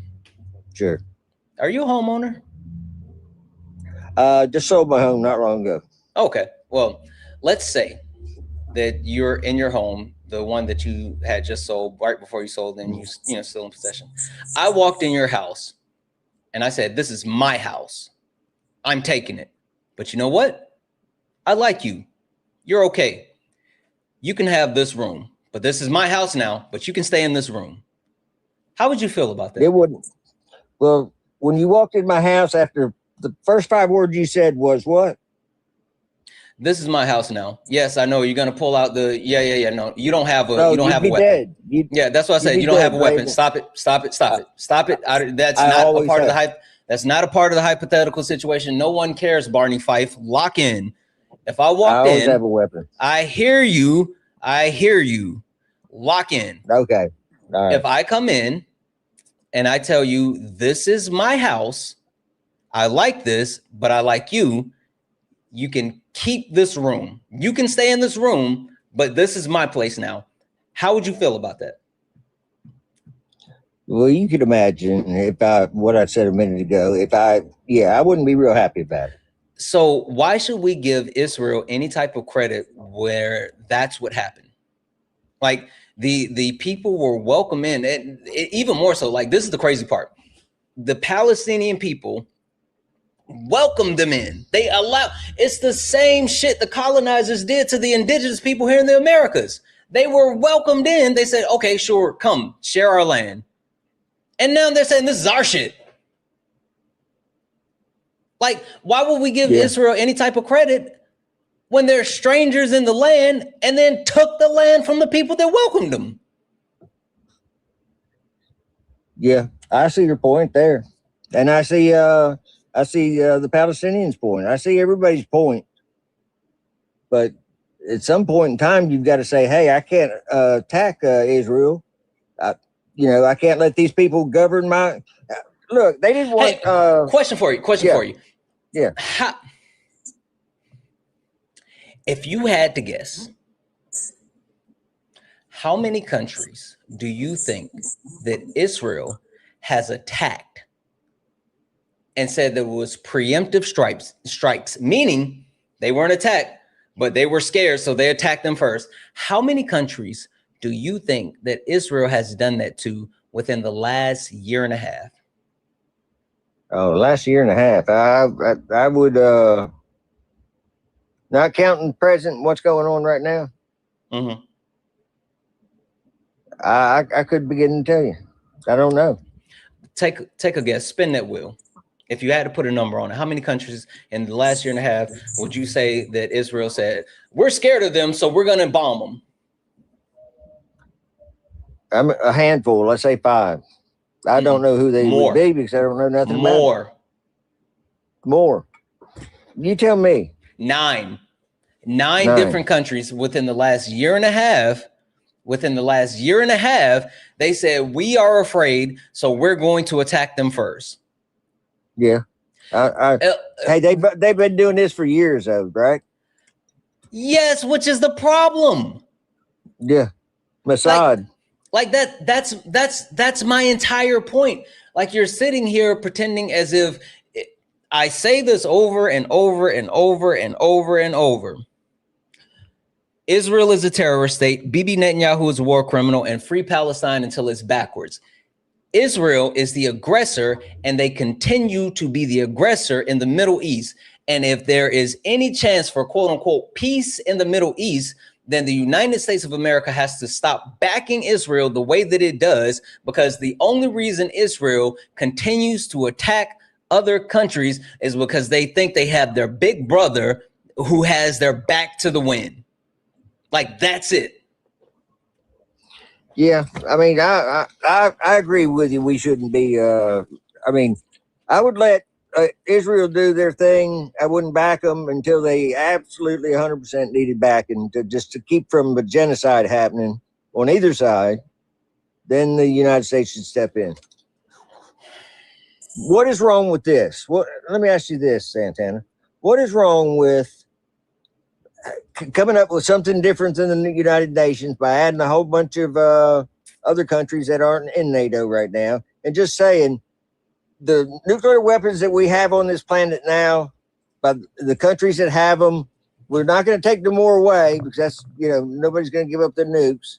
But let's don't allow any other country to get nukes. Why can't we do that?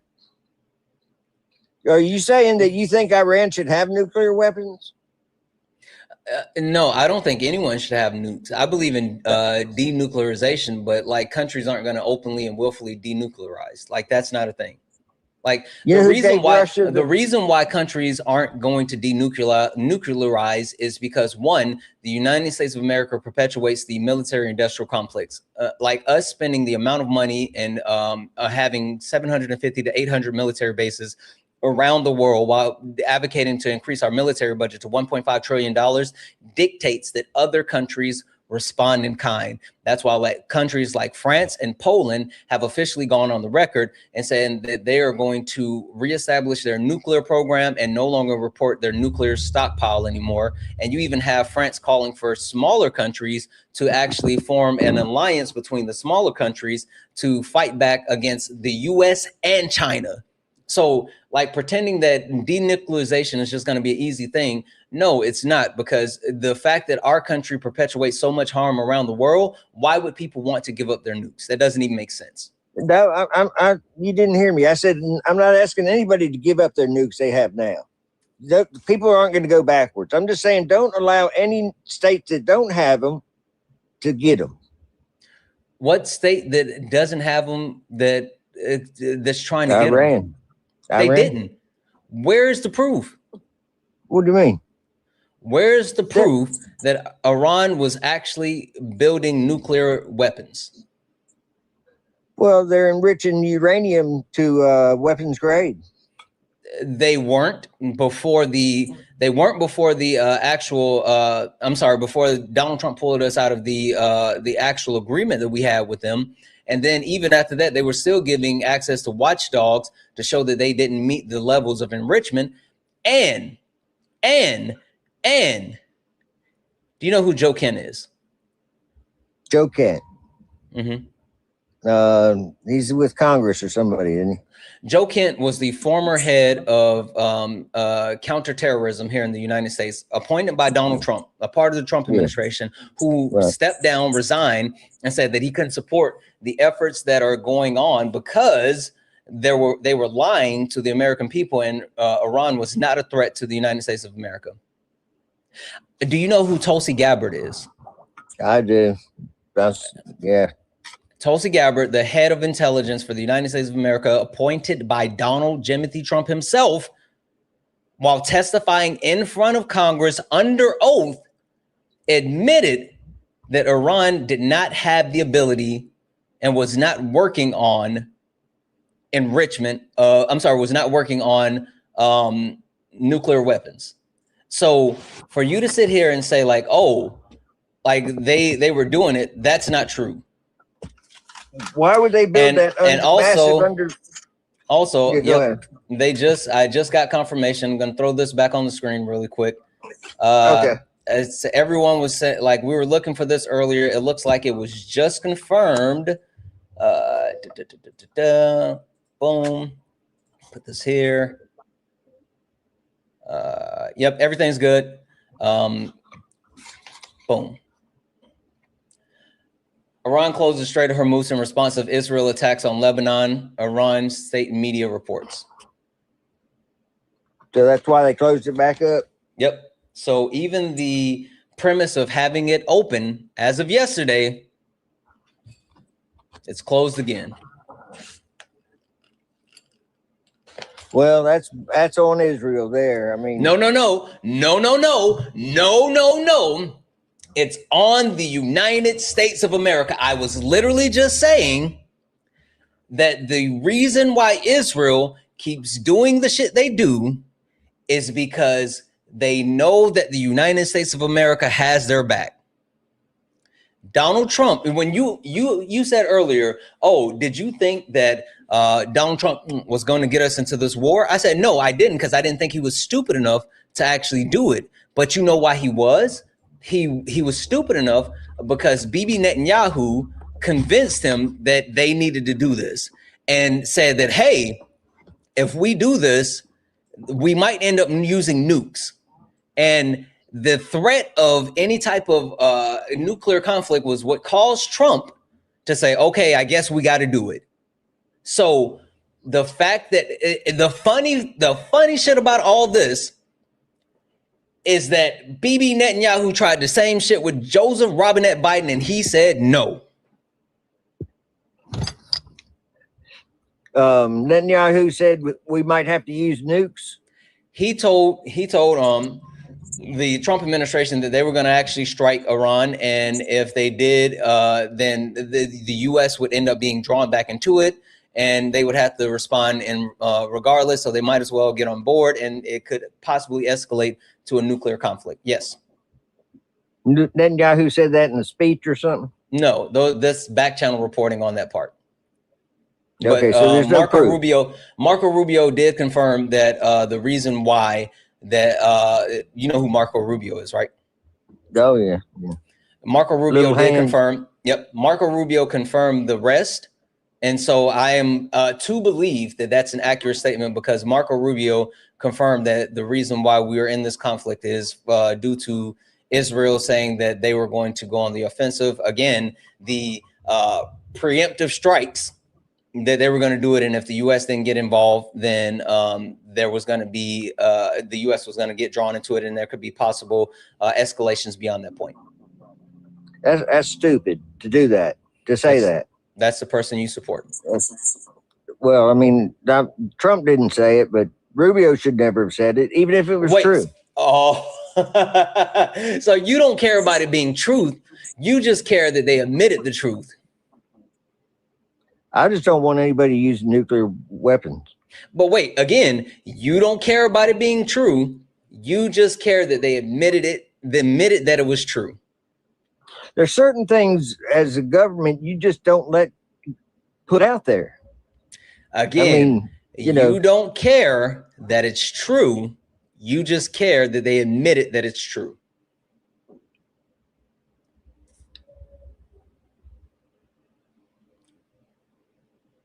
No, I haven't. I've never. This first time I'm hearing this, I haven't had time to think it through.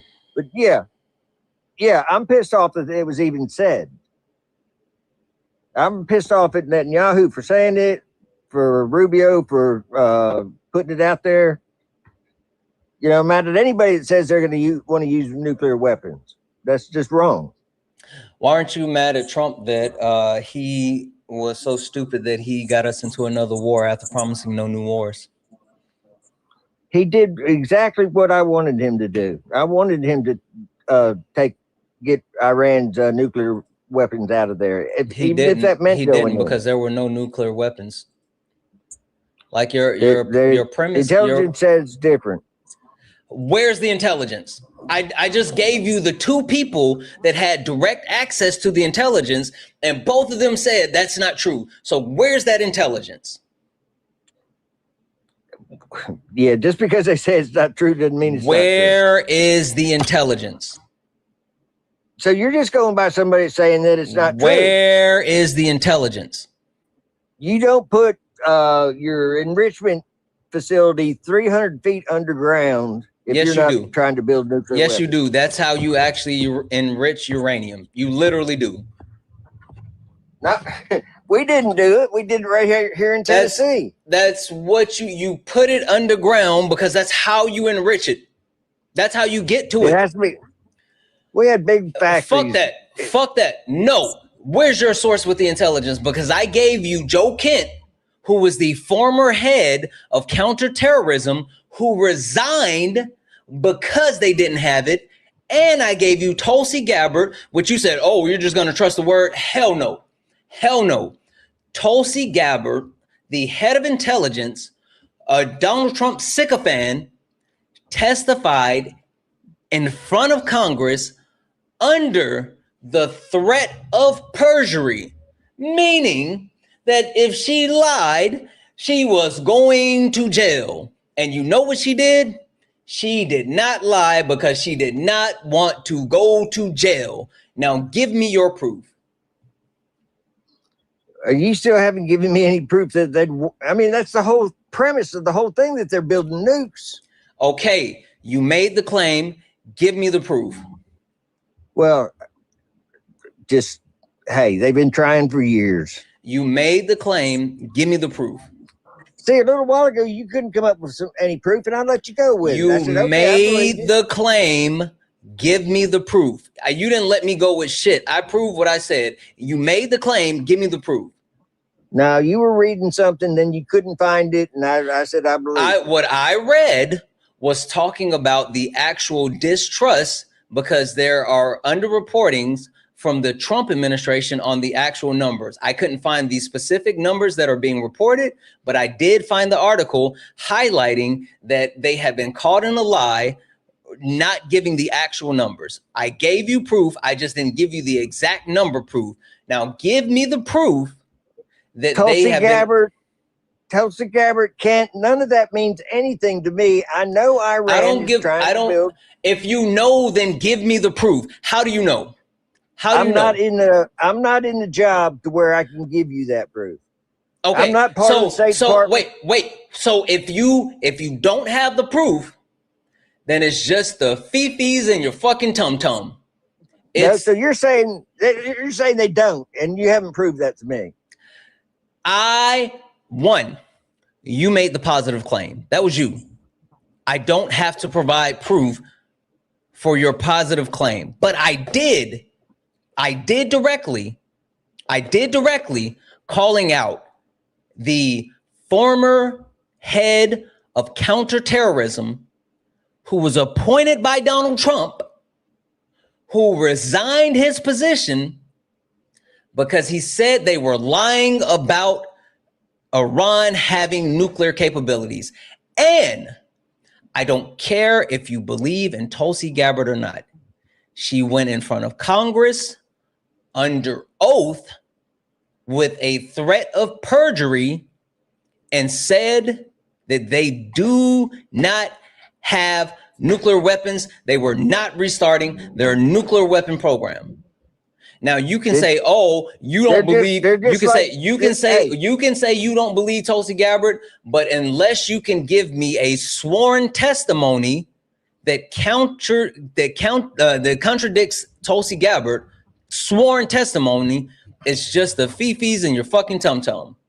Her sworn testimony was they don't have any proof that Iran is trying to produce nuclear weapons. Nope, that was not her sworn testimony. Her sworn testimony was they weren't. It's not that we don't have any proof that they're not. She said that they were not. You're trying to twist that and pretend as if you're saying the absence of evidence isn't the evidence of absence, but that's not what's happening. She said, no, they're not doing it. Not that, oh, we don't have proof that they're doing it. She said, no, they're not doing it. Why would they not want to do it? Because they had no fucking incentive to do it. Now, you said that you know for sure. Give me the proof. Or concede that you were wrong. I'm not wrong. Okay, I know fine. that. That's I know fine. They're trying That's to make fine. nuclear That's weapons. fine. That's fine. That's fine. They You know what? kill- No. That's fine. I'm gonna give you a second. You can go find the proof. I'm gonna thank a couple of people, and then I'm super excited to see that proof. You said you're not wrong. I believe you. I have faith in you. I absolutely have faith in you. Give me that proof. W's in the chat for D Graham for the $1 donation saying, hi, Santana. Not Mr. Opinion asking you for proof. Like he's literally doing that right now, bro. In real fucking time. W's in the chat for Neil for the $5 donation saying proof is overrated anyway. Santana, Ground News says that Israel struck Lebanon. That's why the strait is closed now. Yeah, I just found that. W's in the chat for JPB for the $10 super chat to say U.S. Kia Robert Manzar, Nicole Amarad, Noah, I can't say that name, Declan, Cody, Jeffrey, O'Brien, Cody, Kokora, Benjamin, Pentagon, John Kiner, Oh, KIA, not Kia. KIA. Oh, these are all the names of the soldiers that were. Yeah. John Kiner, Ariana Salvo, Ashley Pruitt, Seth Kovlo, and Curtis August, and Tyler Simmons. Yeah, those are soldiers that were killed in action for sure. W's in chat for Trey for the $4.99 super chat to say, but Trump gave them $14 billion by lifting the sanctions of their oil. Like fucking big facts. Trump put money in the pocket of not only Iran, but Russia with this war. Like he literally put money in both of their pockets. W's in chat for Trey for the $4.99 super chat to say, I'm sorry, but why do Americans think it's okay for us and for the U.S. and allies to have nuclear weapons, but other countries can't? I have no fucking clue. I don't know. Like it's silly. W's in chat for the donos, guys. If anyone else likes to support the live, you can do so. Cash App, PayPal, Venmo, pay links, and link tree in the bio. Santana speaks for you. If you're over on YouTube, you can send a super chat. I will read that out, guys. 2.3 thousand people hanging out. Keep tapping the screen, share the live. Send your daily heart me. It's only one coin. It'll boost the live, pushes out to the FYP. Hit that follow button. Hit that follow button. We're on our way to 200,000 followers. So if you have not followed me, go ahead and hit that follow button and turn on notifications so you know when we go live. We go live all the fucking time. All right. You said you had proof? Hey, Santana. I'm not backing out of our out of this thing, and I will get the proof and get the research, do the research. But right now, I'm late for a doctor appointment that I put off the last time, so I'm about 3 months behind on my doctor appointment. That's why you couldn't hear me sometimes, because I was getting ready to go. Oh, okay. But all right. if it wasn't for that, I'd stick around. All right. I'd call you on the way. I'll try back with you on the way. Okay. All right. I'll see if I can find my proof. You do that. We'll be waiting. All righty, man. All right. Good talk. He's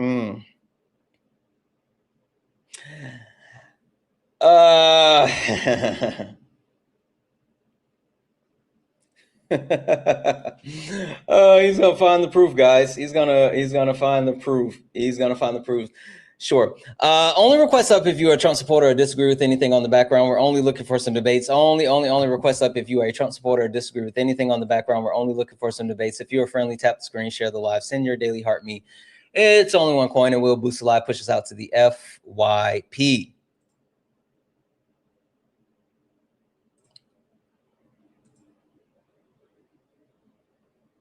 Hey, how you doing, Santana?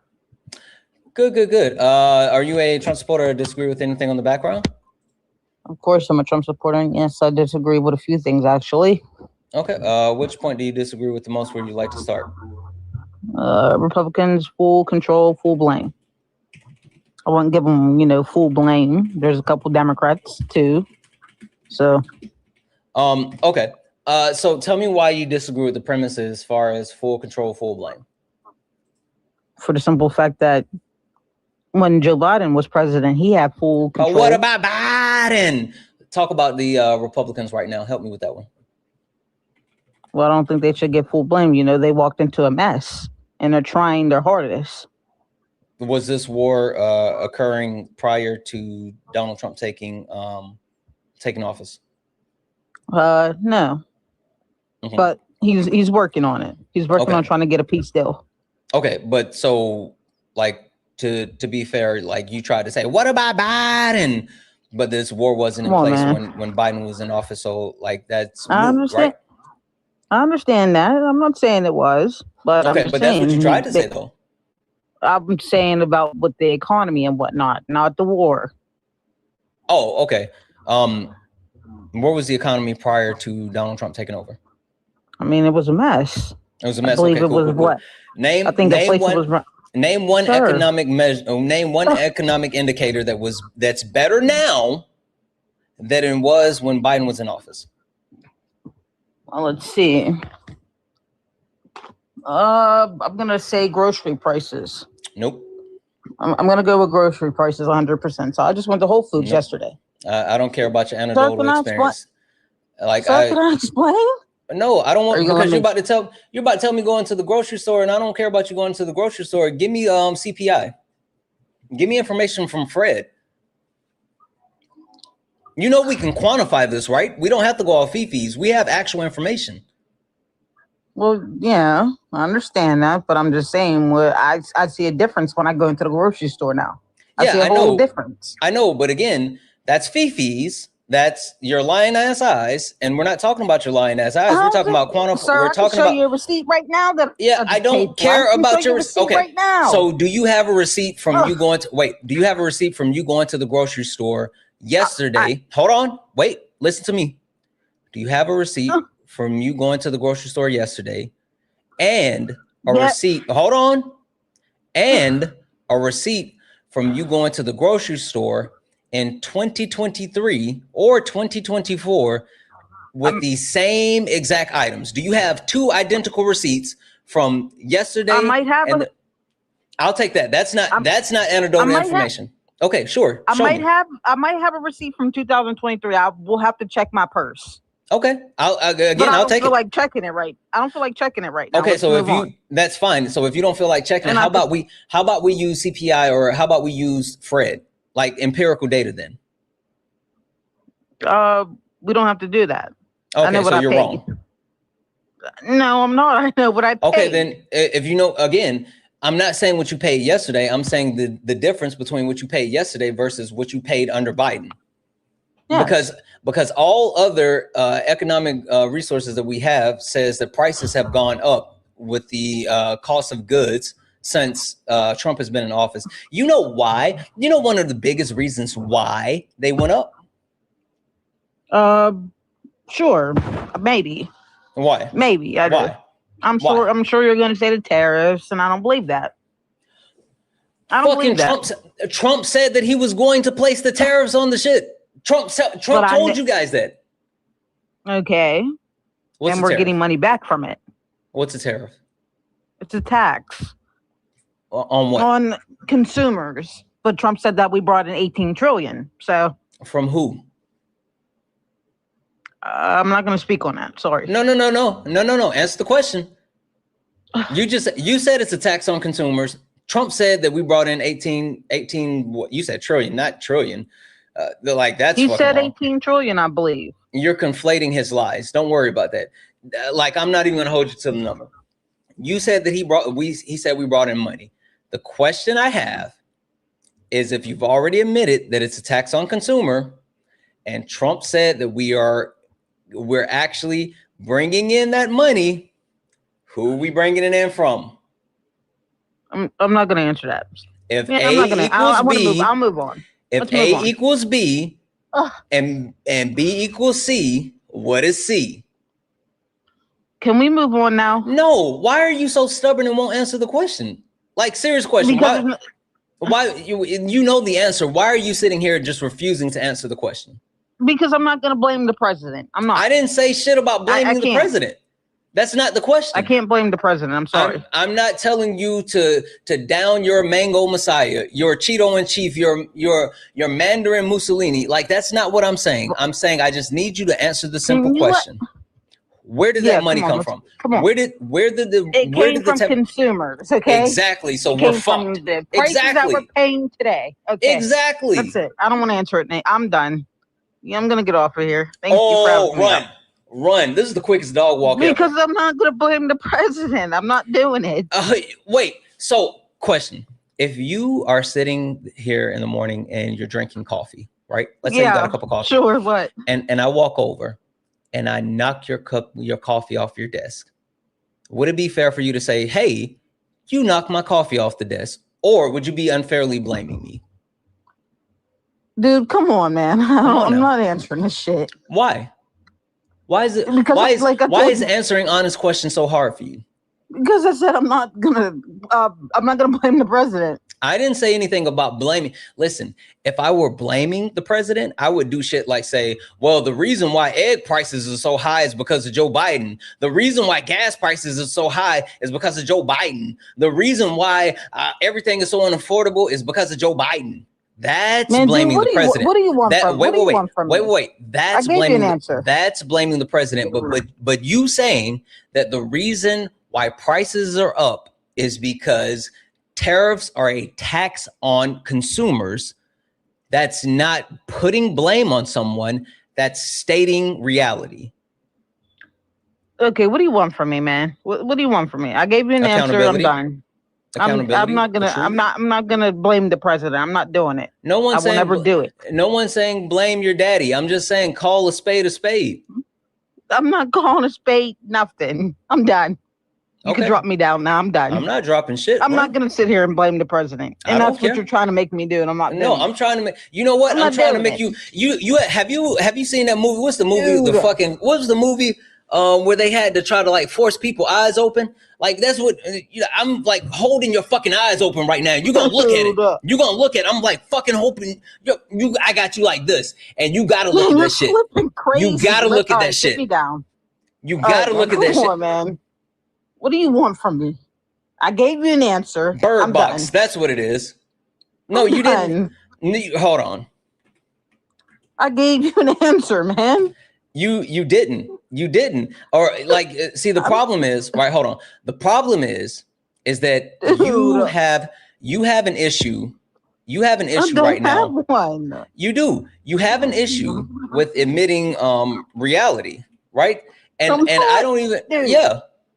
No. I don't even have a problem with you having an issue with dealing with reality. Like, I understand. I know what I paid at the store yesterday compared to what I paid back when Joe Biden was president. Oh, and I see a difference. Yeah. I mean, like the point being, right? The point being is that you are you're locked into your safe space. You feel uncomfortable by me telling you like certain things have happened, and that's why you sit here and say, "Well, I'm not gonna blame the president." Because like you're not gonna make me blame him, and I'm telling you, I'm not trying to make you. The last thing I would do, and I'm being honest, the last thing that I would do is try to make you blame someone that you don't think is accountable. That's fine. Man, come on. There's no point. Wait, there's no point in blaming someone that you don't feel like is responsible. I get that. But you know what I also get? You know what I also understand? What? I understand that sometimes you have to take the people that you love, take the people that you care about, take the people that, actually need these things, right? And sometimes you have to make them understand that we're doing this for your own good, right? All right, man, I'm done. What do you want from me, man? I gave you an answer. I'm done talking. I'm not talking anymore. I'm done. I'll mute up. I'm done. Wait, why are you done? Because I know what you're trying to do, and I'm not doing it. What am I trying to do? I already said that. What am I trying to do? So you could just drop me and I'll go. But wait, what am I trying to do? You're trying to make me blame the president. I'm not doing it. Now let me down, please. How am I trying to make you blame the president? Bro, I don't want to talk no more about the situation. Just let me down. Thank you. But wait, no. I mean, just let me down, man. Please. Yeah. Please just drop me. You can drop me now. Thank you. I'm not, but I got something for you.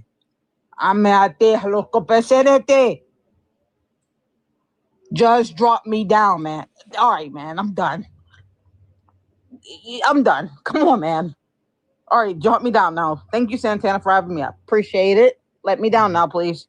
Mm-hmm. You think this is funny? It's not. I'm not doing it anymore. Come on. Seriously. Let me down. Trump has fucked up life. Trump is why we're at war. Trump is why prices are so high. Trump is why you can't put gas in your truck. Trump is the reason why shit is so bad. I want you to see it. I will make MAGA read. Read, MAGA, read.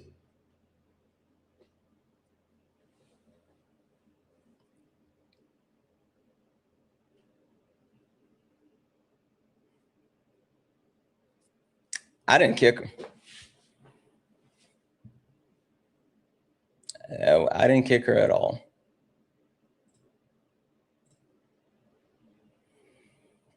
Not at all.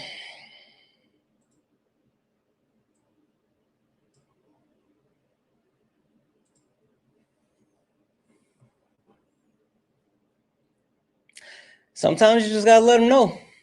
Like, hey, you did that shit.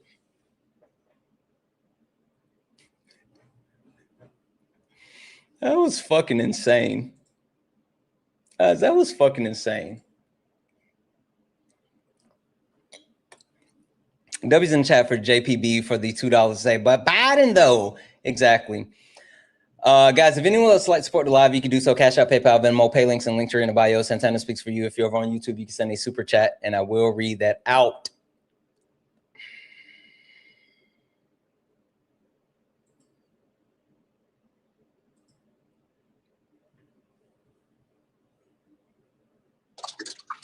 Hi, are you a Trump supporter or disagree with something in the background?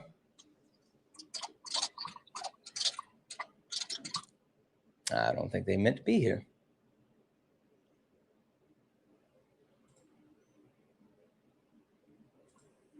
Hi, are you a Trump supporter or disagree with something on the background?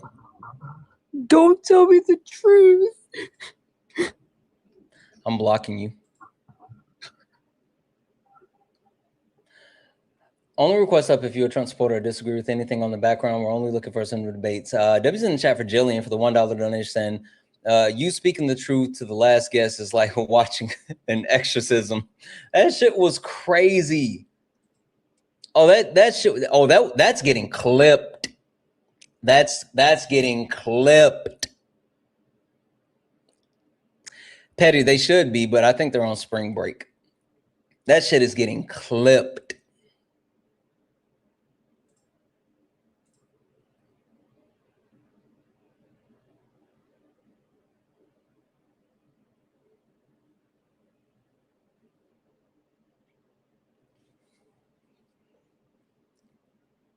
I don't think this person's gonna load.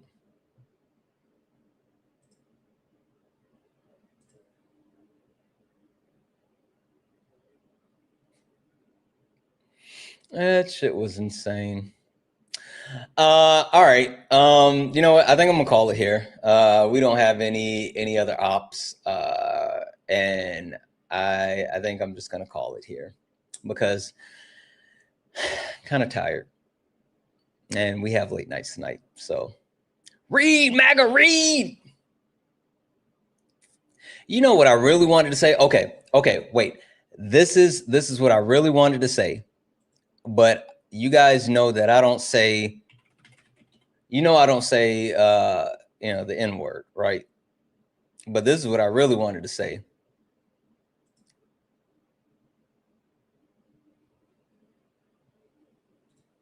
One second.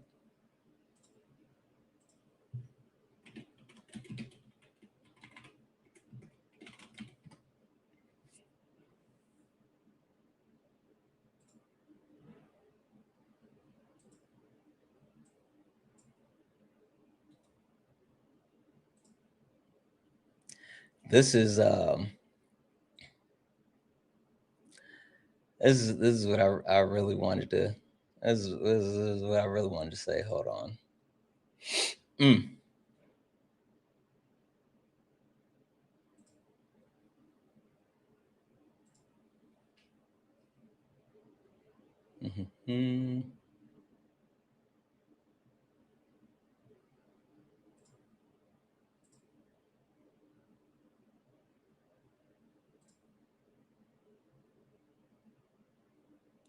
This is what I was thinking the whole time.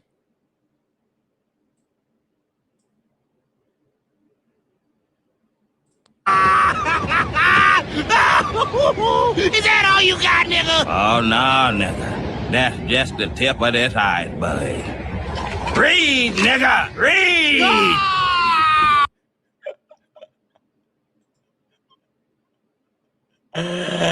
No bullshit. That's exactly what I was thinking. Like, that's exactly what I was thinking. The entire time, that's the only thing that popped in my head. That's exactly what I was thinking. I swear that's what I was channeling. Yeah, Kim, what's up? Hold on. Oh shit.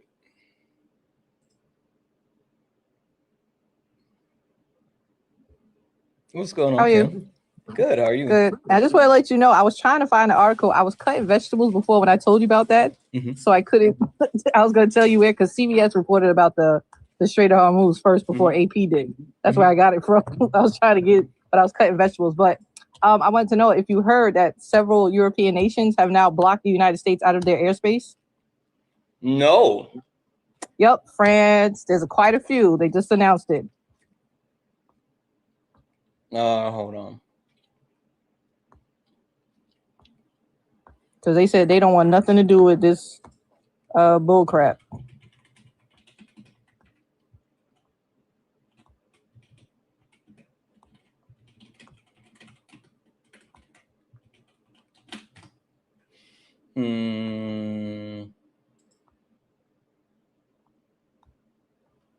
Yeah, I'm not seeing that right now.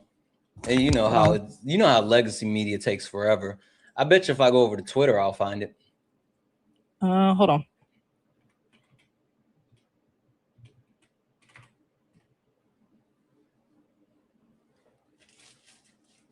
Try MSN. Okay, 1 second.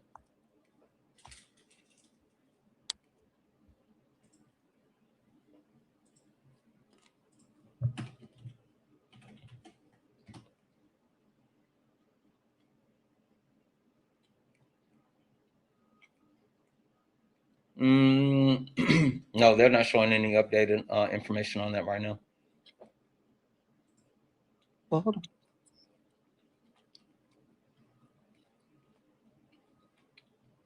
on.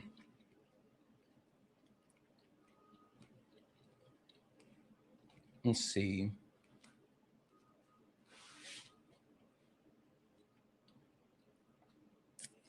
I'm scrolling the Bird app, and I'm not seeing anything just yet.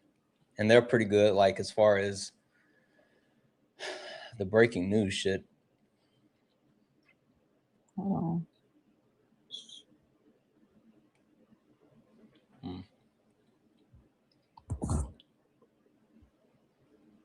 On MSN.com. I think it happened.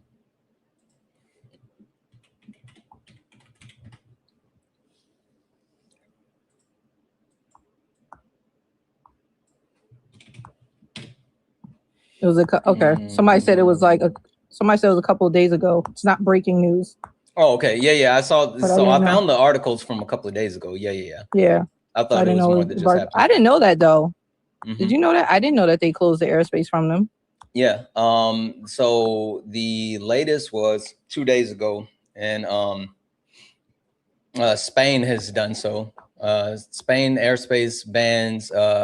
They're depending the NATO rift with the Iranian war. So yeah, a lot of countries are taking this position because of Trump's threats to NATO. Okay. That's still something different though. I don't think we've ever had airspace close to us. Yeah, no, like the whole thing is that we're creating these situations where like our allies are forced to like not support us, which is fucking crazy. So like it's a whole problem.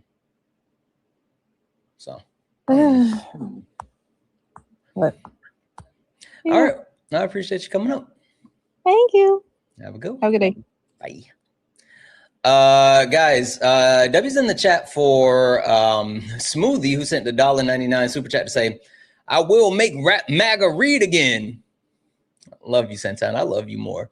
W's in the chat for Petty for the $5 Canadian to say, great live today. It was pretty fun. Where's K? K, are you still here? K, we had a good time. This live was fun as fuck. We did a lot of dog walking. Did K leave already? I love you too. K left us, guys. K isn't here. Wait a minute. Who else is petty? Oh, there's K. Hey, K, we had fun. K, did you see my Bird Box reference? That was me freestyling. W's in the chat. W's in the chat for just Devin for the $2 super chat to say, by Biden, That's fucking weird of them. W's in chat for Ashley for the $10 donation saying, hi, listen to you, Parker and Dean, during the day. Your late night panel, I feel smarter already. Thank you for what you do. Thank you. For anyone that's been missing out on the late night panels, it's been fucking crazy. So on late nights, this is the topic we've been doing, right? So if anyone who hasn't gotten an opportunity to see it, this has been the late nights topic. Deconstructing religion. It's been a thing. It's been a thing. Holy smoke. It's been a thing. And when I tell you that not only has it been a thing, I see Noah. Not only have I told you it's been a thing, everyone has tried to get in on the conversation. And I've been trying my hardest and I've been working with, so Jeff has been helping me co-host this conversation.